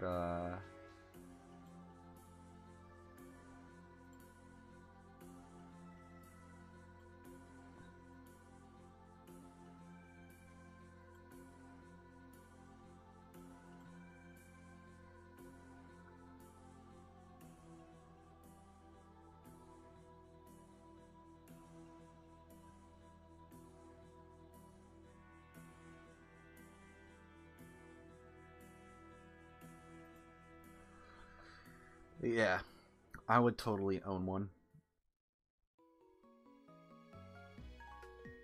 I mean, I can be trusted with one, right?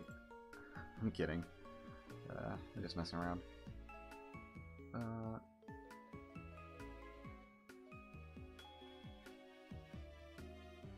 Ooh, Tales from the Internet just uploaded it like 40 minutes ago. I might watch that later. Where was I? Where was I? I was...